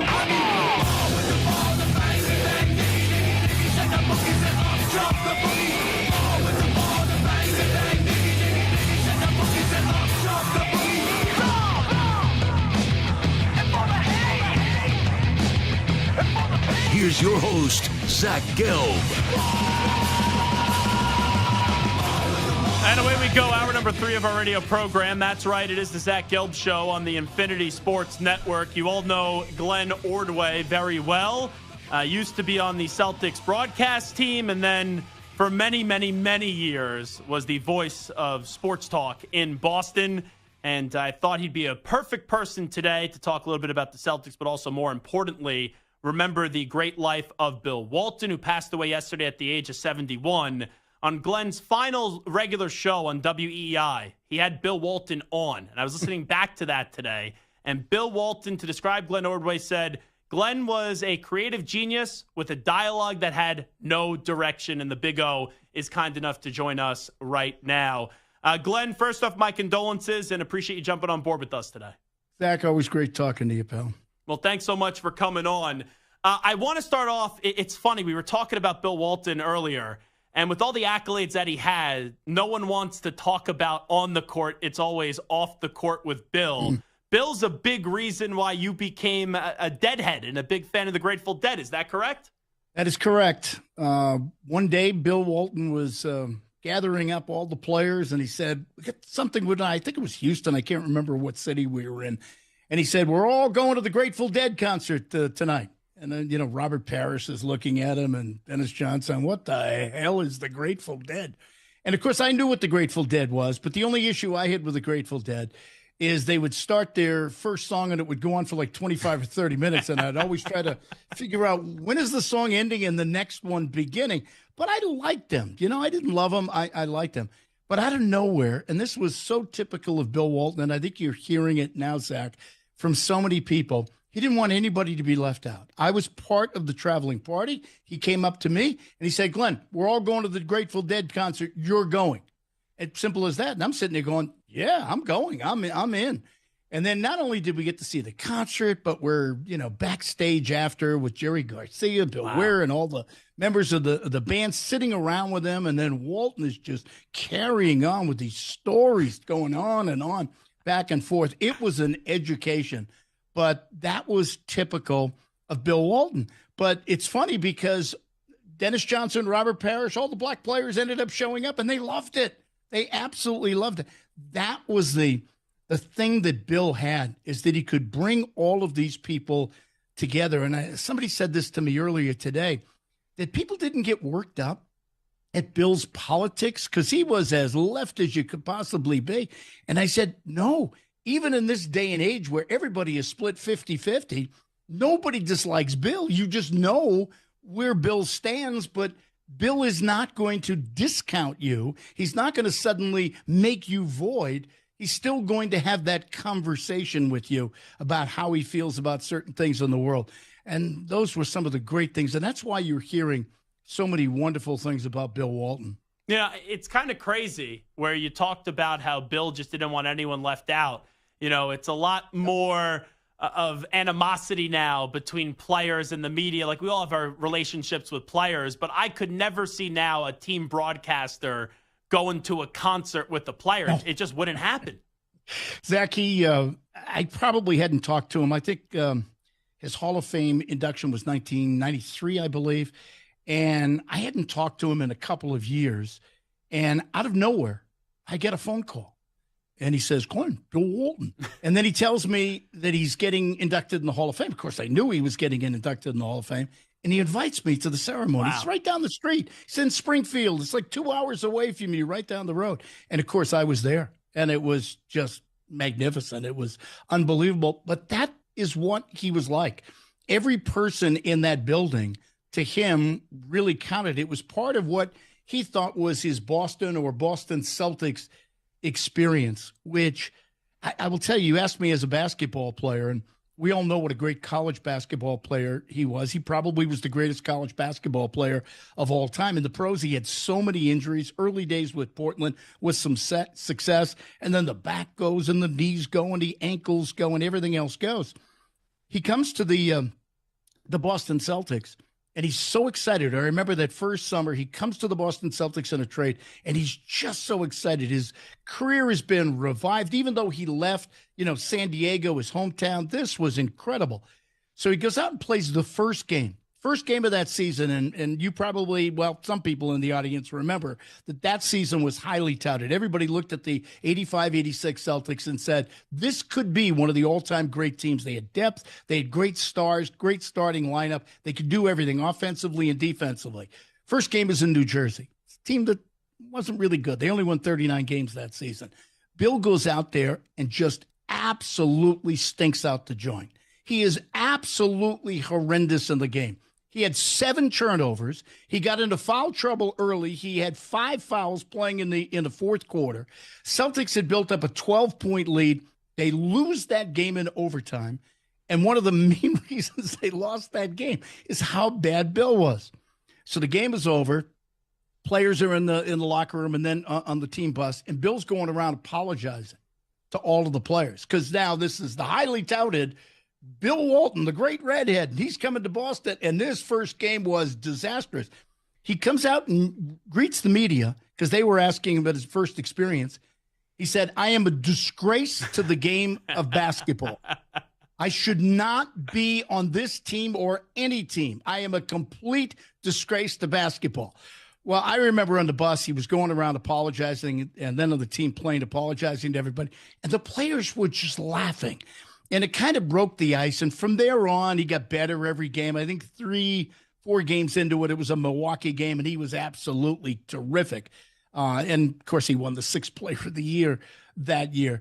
But just to see him as he had built up this coming to Boston, how the revival of his career, and to see it all crash in New Jersey, of all places, But that was Bill. He was just totally honest, and he was totally honest about himself. And Glenn Orway here with us, Boston royalty in the sports media world, is Remember the Life of Bill Walton. As we talked about earlier, it's a different time now, but one of my favorite stories ever is when he goes to Boston. He's in the hospital trying to get cleared for the physical. The doctor's like, we can't clear him. And Red Auerbach comes walking into a hospital smoking a cigar, and he's like, this is my bleeping show. All the doctors out. Hey, Bill, you want to play? You good to play? And then, boom, that's how he gets cleared to play. That's a great story, too. Yeah, the best part of that story is Red going into Mass General Hospital with a cigar as if it's allowed.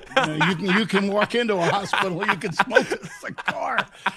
Even in those days, I think that was off limits. But, I mean, that was Bill Walton. He wanted to play in the worst way. I watched him through that entire season, Zach. And I'm telling you, he played 80 games that year. That was the most he had ever played in the NBA. Most of his seasons were 35, 45. I think he had one game of 65. He played 80 games, and he averaged just under 20 minutes a game, I believe, during that season. But let me tell you, he had to will himself to play many of those games. He had those legs in ice buckets just to get going out on the court to be able to play those games. But that told me how important that season was for him. Sure. He had known that he had real setbacks in his career, that his career was not what he thought it was going to be. But this was a way in which he could make it all good again. And he did. And unfortunately, the next year, he ended up busting his ankle or whatever, believe it or not, on an exercise bike. It was something as weird as that. But he was just a blast to be around, so much fun. And you're right. He came on my last show. He called my show on my last show because we had built up a good friendship over the years, and he was a regular guest. And then the problem I had with him is that when you would bring him on, and you get a 15-minute segment, a 17-minute segment or whatever, you'd ask him one question. And then 15 minutes later, you'd have to interrupt him. Bill, Bill, we only have one segment here. And he did call that last show, and I hate to say it because you correctly termed what he said about me, but he said that about a lot of people because Bill, he did. It was not unique. He said it about a lot of people. You don't have to tell anyone that, Glenn. Yeah, it's a great line. Yeah, but that's what Bill was like. He embraced other people, and to the point where he was interested in who you were and what you do and what life is like for you. And you tell me, you've been around professional sports long enough now. You don't see a lot of people that do that. No. They want the attention on them, but they're never interested in anybody else. And he was interested in the garden crew, the security crew, and going up to them and asking them questions about their lives. That was Bill Walton. Well, that's the crazy part. Like in the last 24 hours since we found out about this, I understand he had a lot of injuries, but still a Hall of Famer, so many accolades, but everyone wants to talk about stories that really have nothing to do with basketball for a guy that should be remembered for basketball, but he won't be because of his unique ability, especially, you had a different perspective during the career, but for a lot of people after his playing career. Yep. Yeah, no, I think if he were healthy, you would see a career out of him that would be very similar to what you're seeing with Jokic right now out in Denver. I think the difference was Jokic can dribble the ball, take the ball up the floor. Bill had great mobility up and down the floor when he was healthy, but his key was passing. So when he got the ball in the backcourt, he's making that first quick pass into the front court, then he's running, and then he's operating the offense. But I would say a very similar game, other than the dribbling aspect of Jokic. He would have been a dominant force as a pro, and we might be talking about him in the same conversation with Michael Jordan and Kobe and all of the other greats. Yeah, it's kind of wild because you go through it, right? He won 2 championships in college, 2 in the pros, was an MVP in the pros, finals MVP as well, 3-time player of the year in college basketball. You talked about the 6th man with the Celtics. Like, that's a career most people would do anything for. And for Bill, most people just go, oh, imagine if he didn't get hurt. So it's a great conversation to bring up. There's no doubt about it, Glenn. No question. Wrapping up with Glenn Orway. Yeah, go ahead. Sorry. No, I was just going to say that everybody's saying it the last couple of days. Imagine if he were somewhat healthy, because you talk about, forget about somewhat healthy. he had a disastrous career injury-wise. You want to look at the resume of injuries through his career, it was a complete disaster. And yet you just read his playing resume, still pretty damn good. Yeah, no doubt about it. All right, assuming Glenn Ordway, who's here with us now, that it's going to be the Mavericks up against the Celtics with Dallas up 3-0. They could close it out tonight. Yep. Give me a little feel of that with Kyrie going back to play a fan base that deservedly so should want nothing to do with him and will boo the crap out of him with the way that Kyrie behaved in Boston. Well, I'll tell you what, that's going to be fantastic theater. I thought Dallas would be really good in the postseason. I did not think they would win it. I thought it was going to be Denver, but here it is. It looks like it's going to be Dallas. Kyrie has been great throughout the playoffs, and he and Luka, I've heard people say it, it is the greatest offensive backcourt in the history of the NBA. The interesting part about Kyrie is since he left the Celtics, he has been absolute toast in virtually every single game against them. It's almost like the nerves get to him. He tries to do too much, and he ends up making a lot of mistakes. So to watch him is going to be fascinating. Luka, obviously, we know what he's like. When the game is on the line, in clutch, will take that three from 35 feet away and then fall somewhere into the stands. We know what he's like. I just think, Zach, that the Celtics are just more talented. And I know what Dallas has gotten out of Daniel Gafford and what they've got out of Derek Lively. They've changed their game dramatically. They can now defend where they couldn't earlier in the season. So they do a lot of things that are really good, but they rely totally on Luka and Kyrie. If one of those two guys does not perform at an extremely high level, we're talking 30-plus points, I think Dallas has trouble. When you look at Boston right now, Tatum can have an off night. Brown can have an off night. You have other guys that can pick up the slack. They can put 5 guys on the floor. Any one of them can score, which means they're very difficult to defend. Because if you try to shut down Tatum or try to shut down Brown, you try to double, you try to trap them, then Derek White is going to beat you from the corner. Drew Holiday is going to beat you from the wing. That's where they are. They are just so talented and so deep, and guys can do it. Now, I'll put one caveat into all of this. Kristaps Porzingis has got to play in this series. I agree. They need him in the series. I was looking at the possibility of Minnesota where they really would have needed him. But even the way Lively and Gafford are playing right now, they're much better up front. They get a lot of pick and roll action with the bigs above the rim. So I really think you need him. And Porzingis proved this year when he's healthy, he's a great defender of the pick and roll. He can pick up on the guard because of his wingspan. And so he, off of switches, really is a plus for you sometimes on a smaller player, which usually isn't the case. So I think he's a must to play in the series. If he plays, I think Boston wins it in 6. And the two things, I'll just touch on what you said. Drew Holiday, I think Glenn Ordway, he's the missing piece for the Celtics, a guy that won a championship before Milwaukee. And Kyrie, right, in Boston, it was a disaster how it ended, his fault. It was a disaster in Brooklyn, his fault. I think the respect he has for Jason Kidd, him growing up as a Net fan and Kidd was his favorite player, I think got Kyrie to lock in. And you haven't really heard a lot of praise for Jason Kidd, who we all know what he did on a basketball court as a player. But Glenn, he was a failure as a coach in Brooklyn and Milwaukee, and now he's got things going in Dallas. Well, he's got Luka to bail him out of a lot. So that's a big plus. Helps. I mean, Luka is one of those players that when you're in trouble, he will come up with the impossible shot. Now, I don't think teams have done a good enough job in these playoffs of wearing him down at the defensive end. My guess is that's what Boston is going to try to do. But getting back to Kyrie, and you're right, the biggest issue that Jason Kidd is going to have is to get confidence into Kyrie Irving so that they can get Kyrie playing the way he's played so far in these playoffs against a team that he's never played against, that he has demons in his head.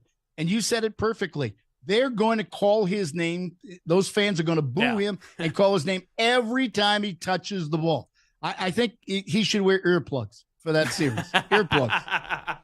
It's not a bad suggestion. Before we let you run, I forget which former NBA player said it, but I got to get your reaction on this because it made me chuckle. And I love Luka Doncic, but one of the former players said, Luka is already better than Larry Bird. Your thoughts, Big O, on that? Oh, listen. He Chandler has Parsons. Oh my God. Oh, this is what happens in this day and age. And I'm not putting down, the current media, but I think there's a tendency, and maybe my generation did it as well, did you forget about it? Because we had an excuse. We didn't have an awful lot of video. You guys have got all sorts of video. But it's amazing how much we dismiss stuff that is in the past. I was having an argument with somebody the other day, and they were talking about ball handlers. And I was talking about they didn't include Magic Johnson in the group. I said, are you kidding me? You're not including Magic Johnson in that? And then, he wasn't that good because he was tall. I said he was tall and he could handle the ball. He could protect the ball. But getting back to your point, there are a lot of similarities to their games. Eye-hand coordination, great court vision, can see everybody in the floor, can throw passes that you sit there and go, wow, that's an unbelievable pass. The difference is, and maybe Luka will get out of it, there are times when I watch Luka in the game in which I sit there and say, God, he's running up and down the court like he's me, like he's overweight and like out of shape. I mean, don't you get that feeling sometimes when you watch him? And then he'll come right back and make a phenomenal play. So obviously he's in good enough shape to be able to play at this level. Larry, early on in his career, I think had some of those issues as well, but he got over them very, very quickly because he realized the schedule is too complicated. There are too many games. You have to make sure you're in phenomenal shape. So I think there's a difference. Could Luka, when it's all said and done, go down in history in a similar place as Larry Bird? I think that's possible. For anybody to say it right now, virtually at 5, 6, 7 years into somebody's career, come on. What are we doing here? Come on. Last thing I'll ask you, Glenn Ordway. What was Bill Walton really, really like at a Dead Show? He knew every word to every song. You'll be amazed at this. He was a little bit high on some of those shows, a little bit. Just a tad. But he knew every song. He knew every riff. He knew everything that was coming up next on the concert. He once claimed that he had gone to over 850 Grateful Dead concerts. So I probably caught him at, I'm going to guess somewhere at 175, maybe 200 or something like that. And at that point, he was totally engaged. And the band, I can tell you from being around him and the band members, the band loved him. I mean, loved him. He was their number one fan, and they showed total respect for him. He really was, Zach, he really was a great guy. As somebody said to me, how would you describe him? I said, genuine, just down to earth and genuine. And unfortunately, there aren't enough people like that. We lost a good one. Well said. Once again, my condolences as you lost your friend Bill Walton yesterday. He's the great Glenn Ordway. Glenn, you look great. You sound great. Always great to connect with you. Thanks Thank you, so much Zach. for doing It's this. always great talking to you, bud. Have a good one. You got it. There he is, the Big O. Sensational stuff with him. We'll take a timeout. We're 100 days away from the NFL season. What are the 5 biggest storylines entering the 2024 NFL season? We'll get to that next. You're in a 5-minute break.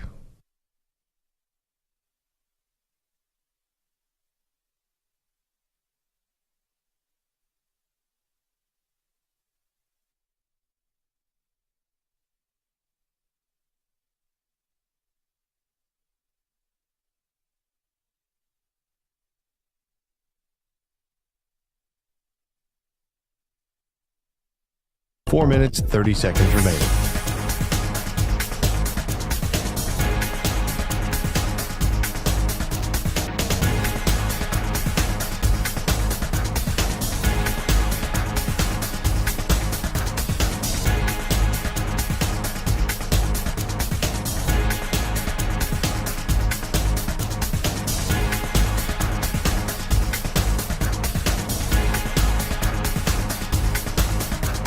Four minutes remaining.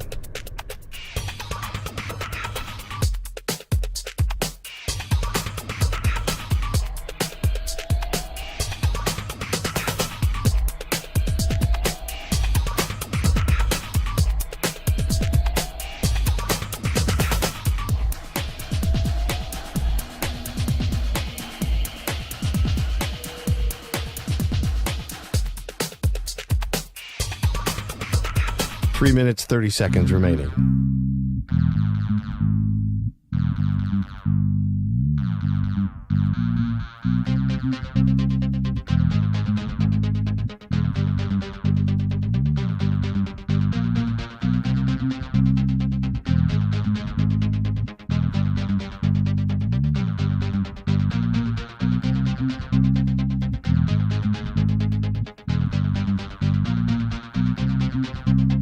3 minutes remaining.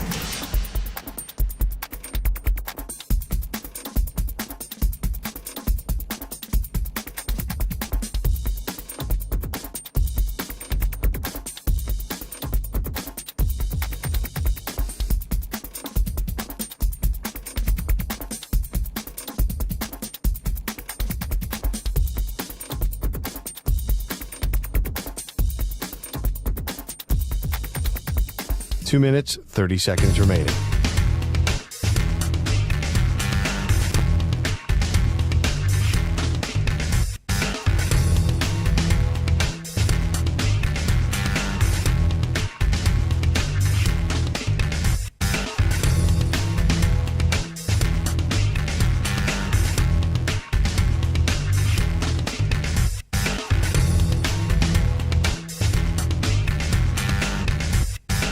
Two minutes remaining.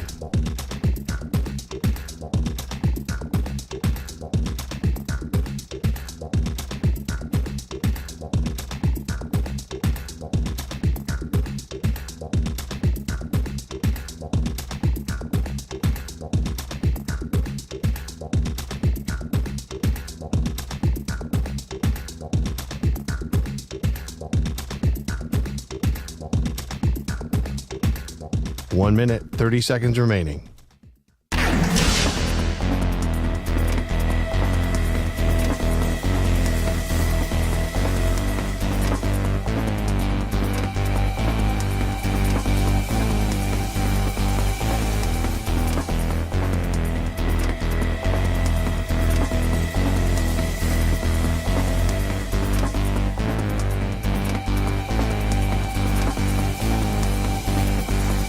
One minute remaining.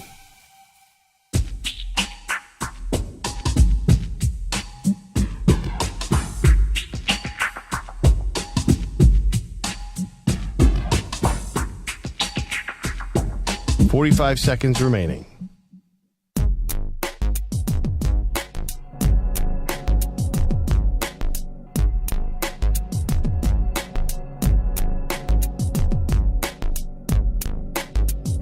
.30 seconds remaining.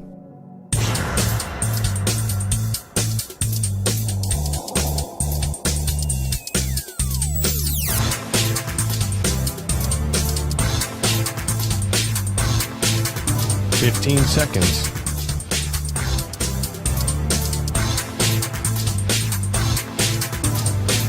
Break ends in 5 seconds.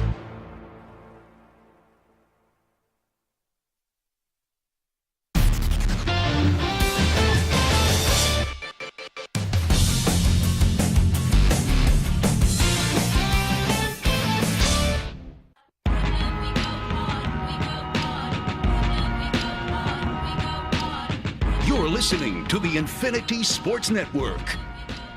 All right, it is the Infinity Sports Network, and that's right, it is the Zach Gelb Show. We are 100 days away from the start of the NFL season. Hallelujah. That's going to be awesome as we kick off that Thursday night with Derrick Henry and Lamar Jackson of the Baltimore Ravens going to Arrowhead to go up against the back-to-back Super Bowl champion Kansas City. How about those Chiefs? And then that Friday in Brazil, we have the Packers and the Eagles, which I feel, I usually never complain when there's football on. But to go from a Thursday game into a Friday game to start off the season, I feel like you need a little bit of a breather. I feel like we could wait till Sunday to get the next slate of games, but they want to give you an isolated game with that game being played in Brazil. But 100 days away from kickoff in the NFL with the Chiefs and the Ravens. What are the 5 biggest storylines entering the NFL season? And Stu, be my checks and balances here if you have any other one that you want to throw into the hopper, throw into the conversation, Manny as well. In at number 5, I think it's the Bills and the Eagles. Did they miss their window? The Bills were right there for a bunch of years, never got to a Super Bowl. Now you no longer have Stephon Diggs. He's off to the Texans. And by the way, Nico Collins, this happened right before he brought on the Big O, Glenn Ordway, to remember the life of Bill Walton. And he was absolutely sensational. Big O talking about his memories with his friend Bill Walton. But Nico Collins who's a friend of the show, has been on the show a bunch, and I'm a big fan of his, who's now wide receiver 2, but played like a wide receiver 1 when he was the wide receiver 1 for the Texans last year. He got into a 3-year contract extension from Tom Pelissero and Adam Schefter. They both had this about 25 minutes or so ago to a 3-year, $72 million deal. So congratulations to Nico Collins of the Texans. But with Stephon Diggs now in Houston, you have Keon Coleman, you got Dalton Kincaid, James Cook, and still number 17, Josh Allen. And in Philadelphia, you got the weapons. You got Goddard, you got Saquon, you got A.J. Brown, you got Devontae Smith, both on new deals. Did both of those teams, Eagles getting to a Super Bowl, Bills being to an AFC Championship game, and then just having problems in the second round, did they miss their window? And I still think both teams are alive to go to a Super Bowl this year. It's easier in the NFC. Jalen Hurts is going to, I think, revert back to the player he was 2 years ago rather than the player we saw last year. And for the Buffalo Bills, you have arguably the second best quarterback in football. I think he's the third. But you still have Josh Allen. As long as you have Josh Allen, you got a chance to go win a Super Bowl and go be a contender. So in at number 5, the Bills and the Eagles, did they miss their window? That's the storyline entering this season. In at number 4, is Caleb Williams really the Bears' savior? I think the Bears can go 9-8. I think they will go 9-8 this year. I think they're going to make the playoffs in year 1 of Caleb Williams. And Caleb Williams, there's a chance a wide receiver could win Rookie of the Year this year. But right now, I would say Caleb Williams is going to win Offensive Rookie of the Year. But for the Bears in year 1, there are signs that someone can be the guy. But if we walk away from year 1 and Caleb Williams had an underwhelming season, I don't think it's fair to say that quickly he's not the guy. But in Chicago, that will create a lot of PTSD because of how many guys were not the guys at the quarterback position in Chicago. In at number 3, sorry to exclude Kirk Cousins from this conversation, but he's just not in the caliber of name as these guys, is Aaron Rodgers and Joe Burrow coming back. Remember, the Bengals, Burrow had an injury before the season started. He played the first few weeks of the season. We thought he was finally getting back to form. Remember, the Bengals started playing better after another sloppy start, and then he had the thumb injury and the hand injury. Right when that team was starting to be a legitimate force. And obviously for Rodgers, 3-4 plays into the season, had the Achilles injury. But Rodgers and Burrow returning, Bengals, bona fide Super Bowl contender. The Jets, I think their ceiling's getting to an AFC Championship game. I don't think they will.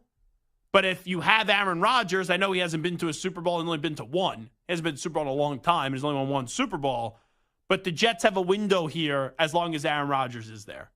In at number 2, is this the Lions' year?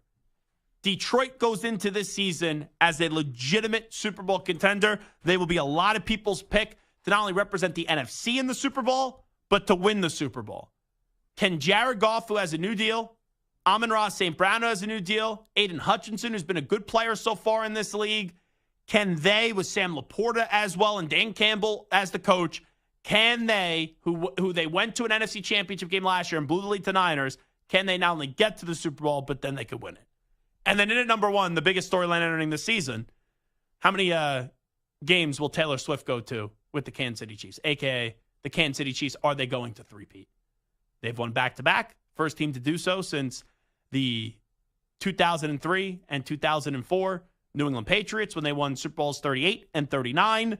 They have done a two-peat. Now can they be the first team to three-peat in a Super Bowl? And can they go back-to-back-to-back? So those are my 5 biggest storylines entering the NFL season, 100 days away from the start of the season, with the Eagles going up again. With the Ravens going up against the Kansas City Chiefs, and then on that Friday, when you're going to be 101 days from today at the start of the NFL season, it is the Eagles and the Green Bay Packers in Brazil. So those are my top 5 storylines. Bills and Eagles, if they missed their window. Is Caleb Williams the guy?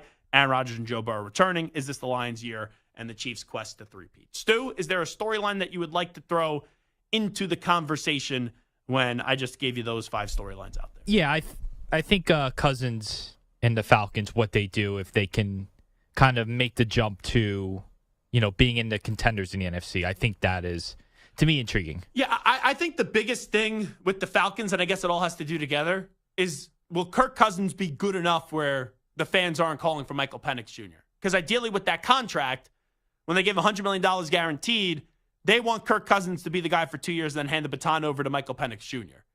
If Kirk is rusty coming off the Achilles, and if Kirk is not at a very good level, because he's not a great quarterback, but he's a good quarterback, very good quarterback, then you create a scenario where fans are going to be like, well, Michael Penix Jr. is NFL ready. He was the 8th overall pick of the draft. Maybe you end up wanting to see Michael Penix Jr. a little bit sooner than what the Falcons kind of devised up when they selected Michael Penix Jr. in at 8. Manny, give me a storyline. What do you got? I think I'm going to go with the Texans and what they were able to build last season. See how they can continue that. See how C.J. Stroud continues to rise as one of the quarterbacks here in this league. Maybe rise up to a different tier. See how Nico Collins now reacts after getting paid, and see how that all works out as well with Stephon Diggs. See how the Houston Texans work out. They might make some noise in the South. In the South, how about in the whole AFC? I think they could win the AFC. I don't think that's crazy to say the Texans can win the AFC. They dipped their toe in the water last year. They won a playoff game, and then they got to the second round and they lost to the Ravens. And the Ravens finally showed up in the second half. But that's a team that they were aggressive. They were aggressive this offseason. Some of those teams that were ahead of schedule would just be complacent. They'll sit there, oh, no, we're going to rest them what we did. And they went out and they got Daniel Hunter. They went out and they got Stephon Diggs. I like the offseason that the Houston Texans had. And C.J. Stroud, to me, he's an MVP candidate entering this year. I believe right now he's the 5th best quarterback in football. That division, though, did get better. The Jaguars should bounce back. The Colts last year didn't have Anthony Richardson, almost made the playoffs. And even Tennessee, I don't know what to expect out of Will Levis, to be fair. So did you guys see that report about Will Levis over the weekend? Yes, a little bit, yeah. There was I don't know if that's true, but there was rumors of a Will Levis, how should I say this on the radio to not cross the line? Nookie tape that was going around? Homemade video? Yeah, I guess it is a homemade video. Yeah. But there was supposedly there was some video of Will Levis. I cannot confirm the video because I have not seen the video, but I just saw that was on the rumor part of Twitter. But then there was also some rumor this weekend that I don't know who it was, but someone's like in her 20s, and there was reports that she was she's having a baby, and that Mark Davis was the father, and there's a big age difference there. But then she hasn't tweeted in, I think, like 3 years, and she went on Twitter to clear up. Nope. Mark Davis with that haircut, he is not the father. Now I feel like we're on the what was it, the Maury Show, right? You are not the father. That's what I felt like I was just on. But that's a Texans team that they're putting Will Levis in a position to fairly evaluate him. We're getting Calvin Ridley. You have DeAndre Hopkins. You got Tony Pollard. They traded for L'Jarius Sneed. You're bringing an offensive-minded coach. Callahan and his dad's on the staff, who's a great offensive line coach too. That's a team and a division that is well-rounded, so it's going to be tough for the Texans, and no one's going to be sleeping on the Texans this year. So those are some big storylines entering the NFL season as we are officially 100 days away from the start of the new year in the NFL. Okay, we'll take a break. When we come back, we'll update you some of the biggest stories in the world of sports with some audio. We call that the News Brief. Update time first, though. Here is the Act Man, Rich Ackerman. Infinity Sports Network Sports Flag. Well, the Texans have high expectations and took care of one of their playmakers, reportedly giving a receiver Nico Collins a 3-year extension worth over $70 million with $52 million guaranteed. He is coming off his best season, catching 80 passes a year ago. The Celtics are on to the NBA Finals and are waiting for the winner in the West.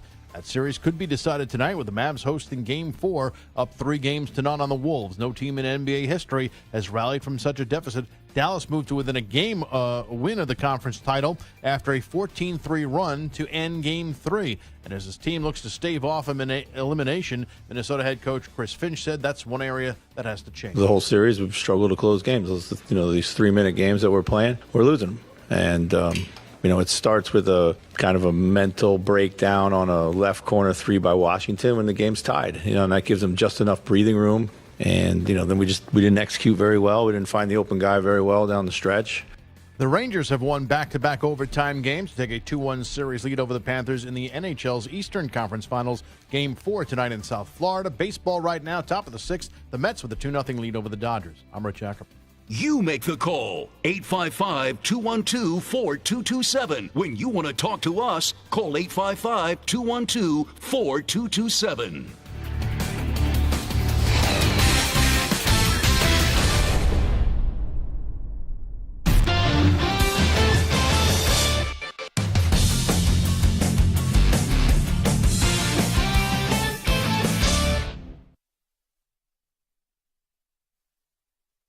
You're in a 5-minute break.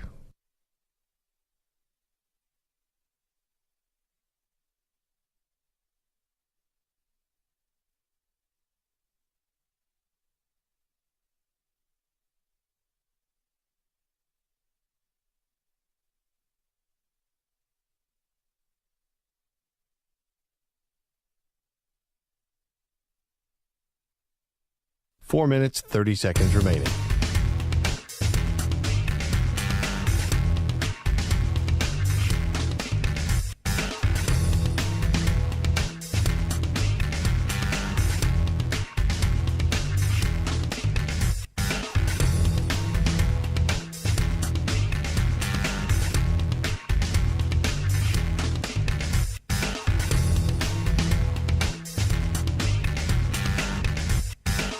Four minutes remaining.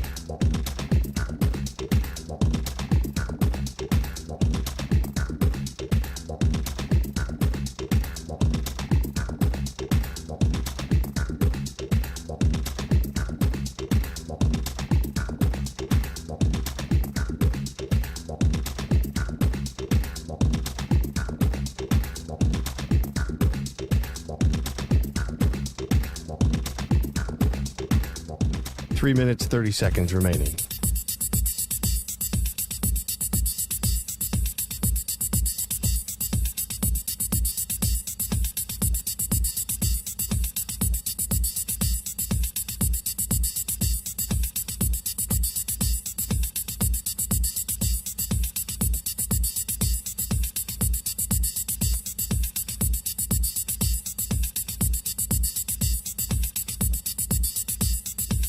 Three minutes remaining.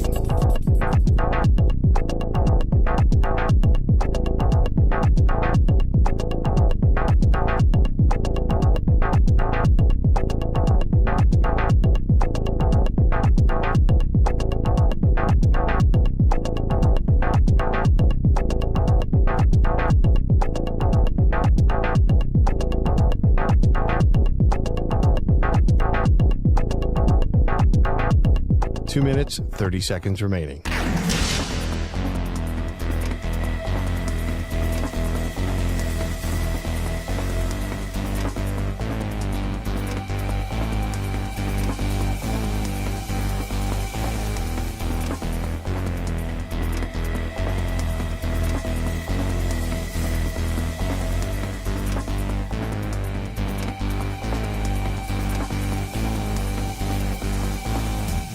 Two minutes remaining.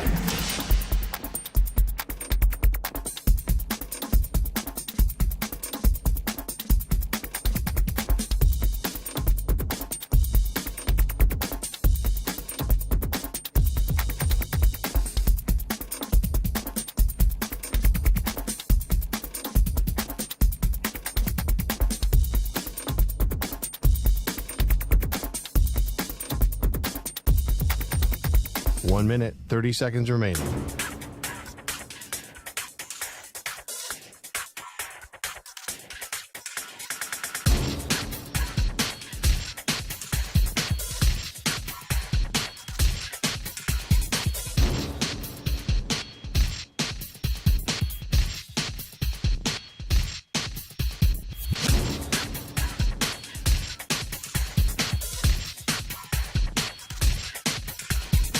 One minute remaining.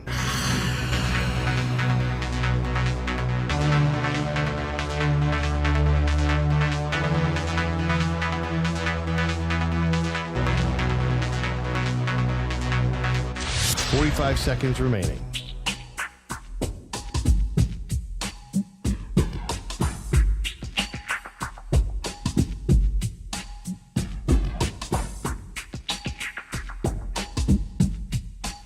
Seconds remaining.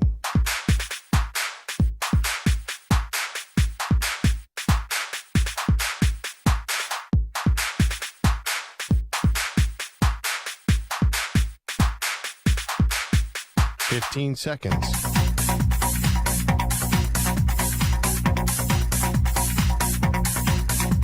Break ends in 5 seconds.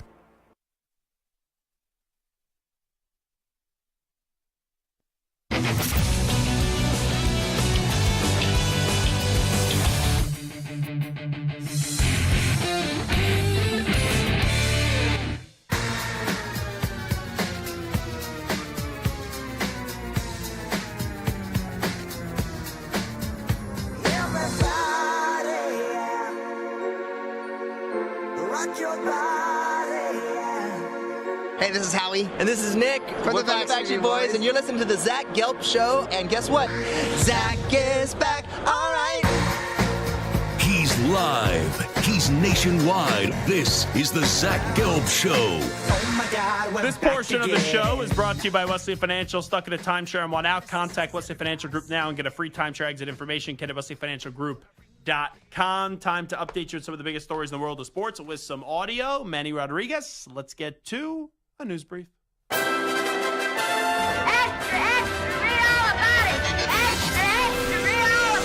Time for your daily news brief. We get you caught up on the rumors, reports, and reconnaissance from the day in sports. Let's hear from Jaylen Brown. Celtics advance to the NBA Finals. Here is the Celtics' Jaylen Brown on winning the Eastern Conference Finals MVP award. I wasn't expecting that at all. You know, I'll never win, so I was just happy that we won. And give credit to Indiana.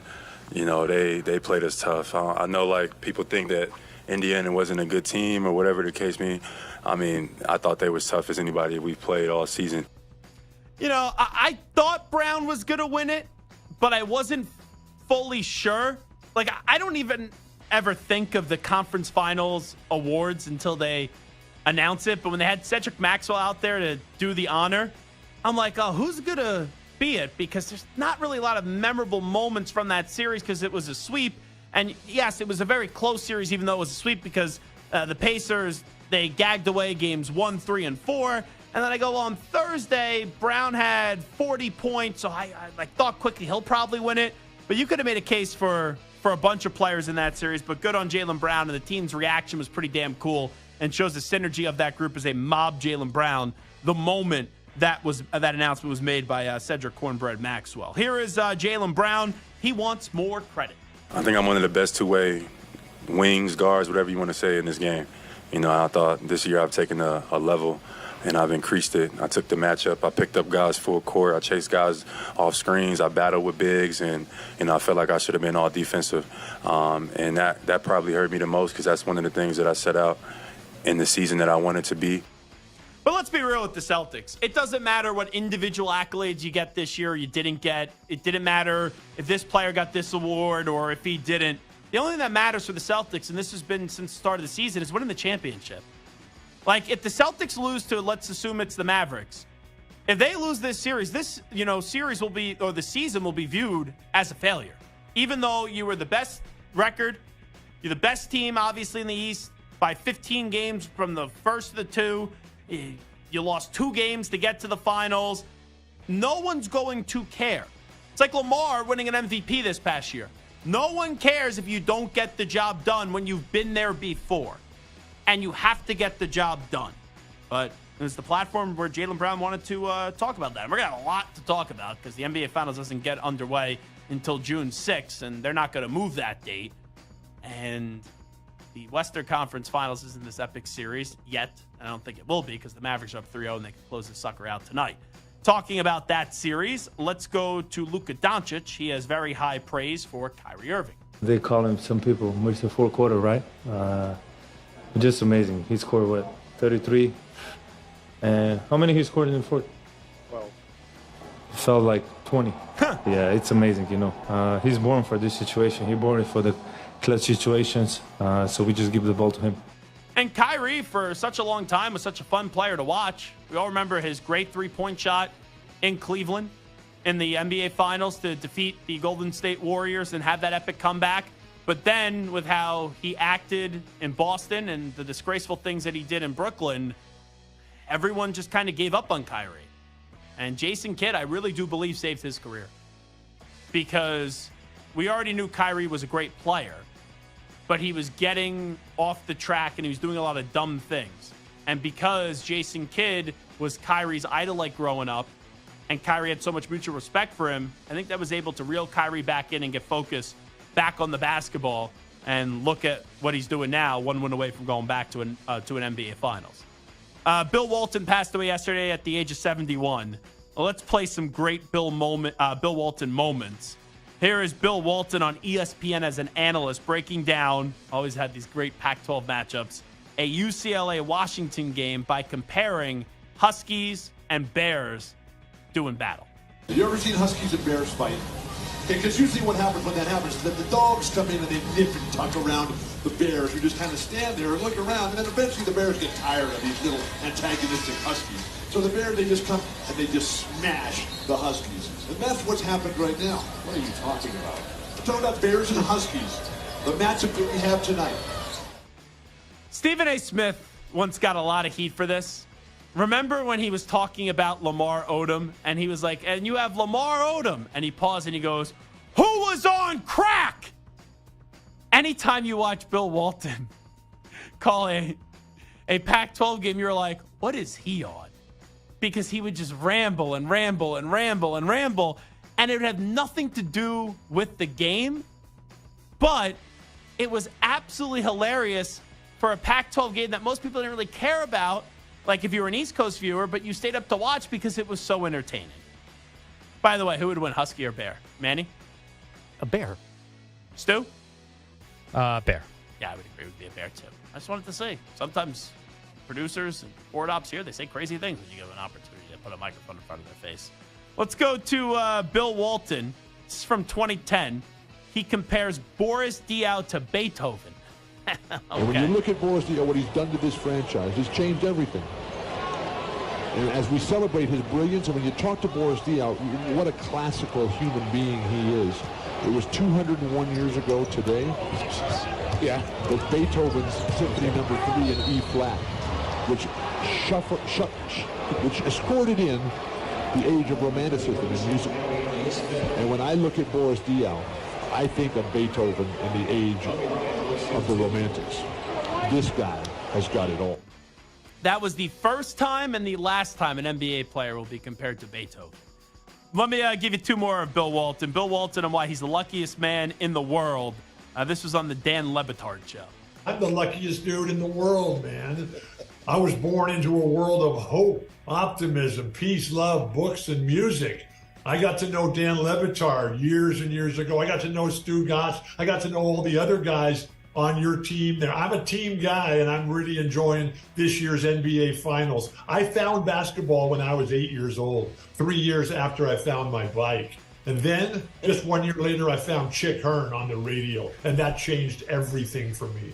When I was 15, I found the Grateful Dead, Stu Gotts, UCLA, and John Wooden. That's awesome. I don't know why. I shouldn't react this way, but every time I hear Stu Gotts' name now, all I think about how close he was to replacing Spike as our boss, if you believe the media reports.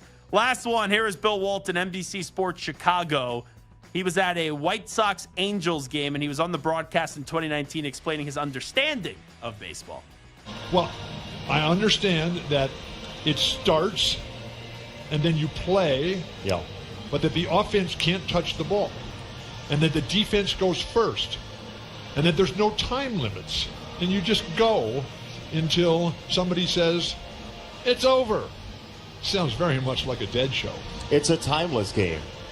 I love timelessness.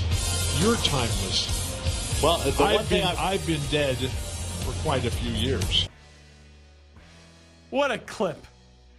And you even hear the music in the background where it's like, okay, we're leaving the inning. Almost as if you're at an award show and the speaker's going too long and they play the music underneath you to get you off the stage. But, man, all those clips, they bring a smile to your face and they make you just laugh, and that's what Bill Walton did. He made you laugh.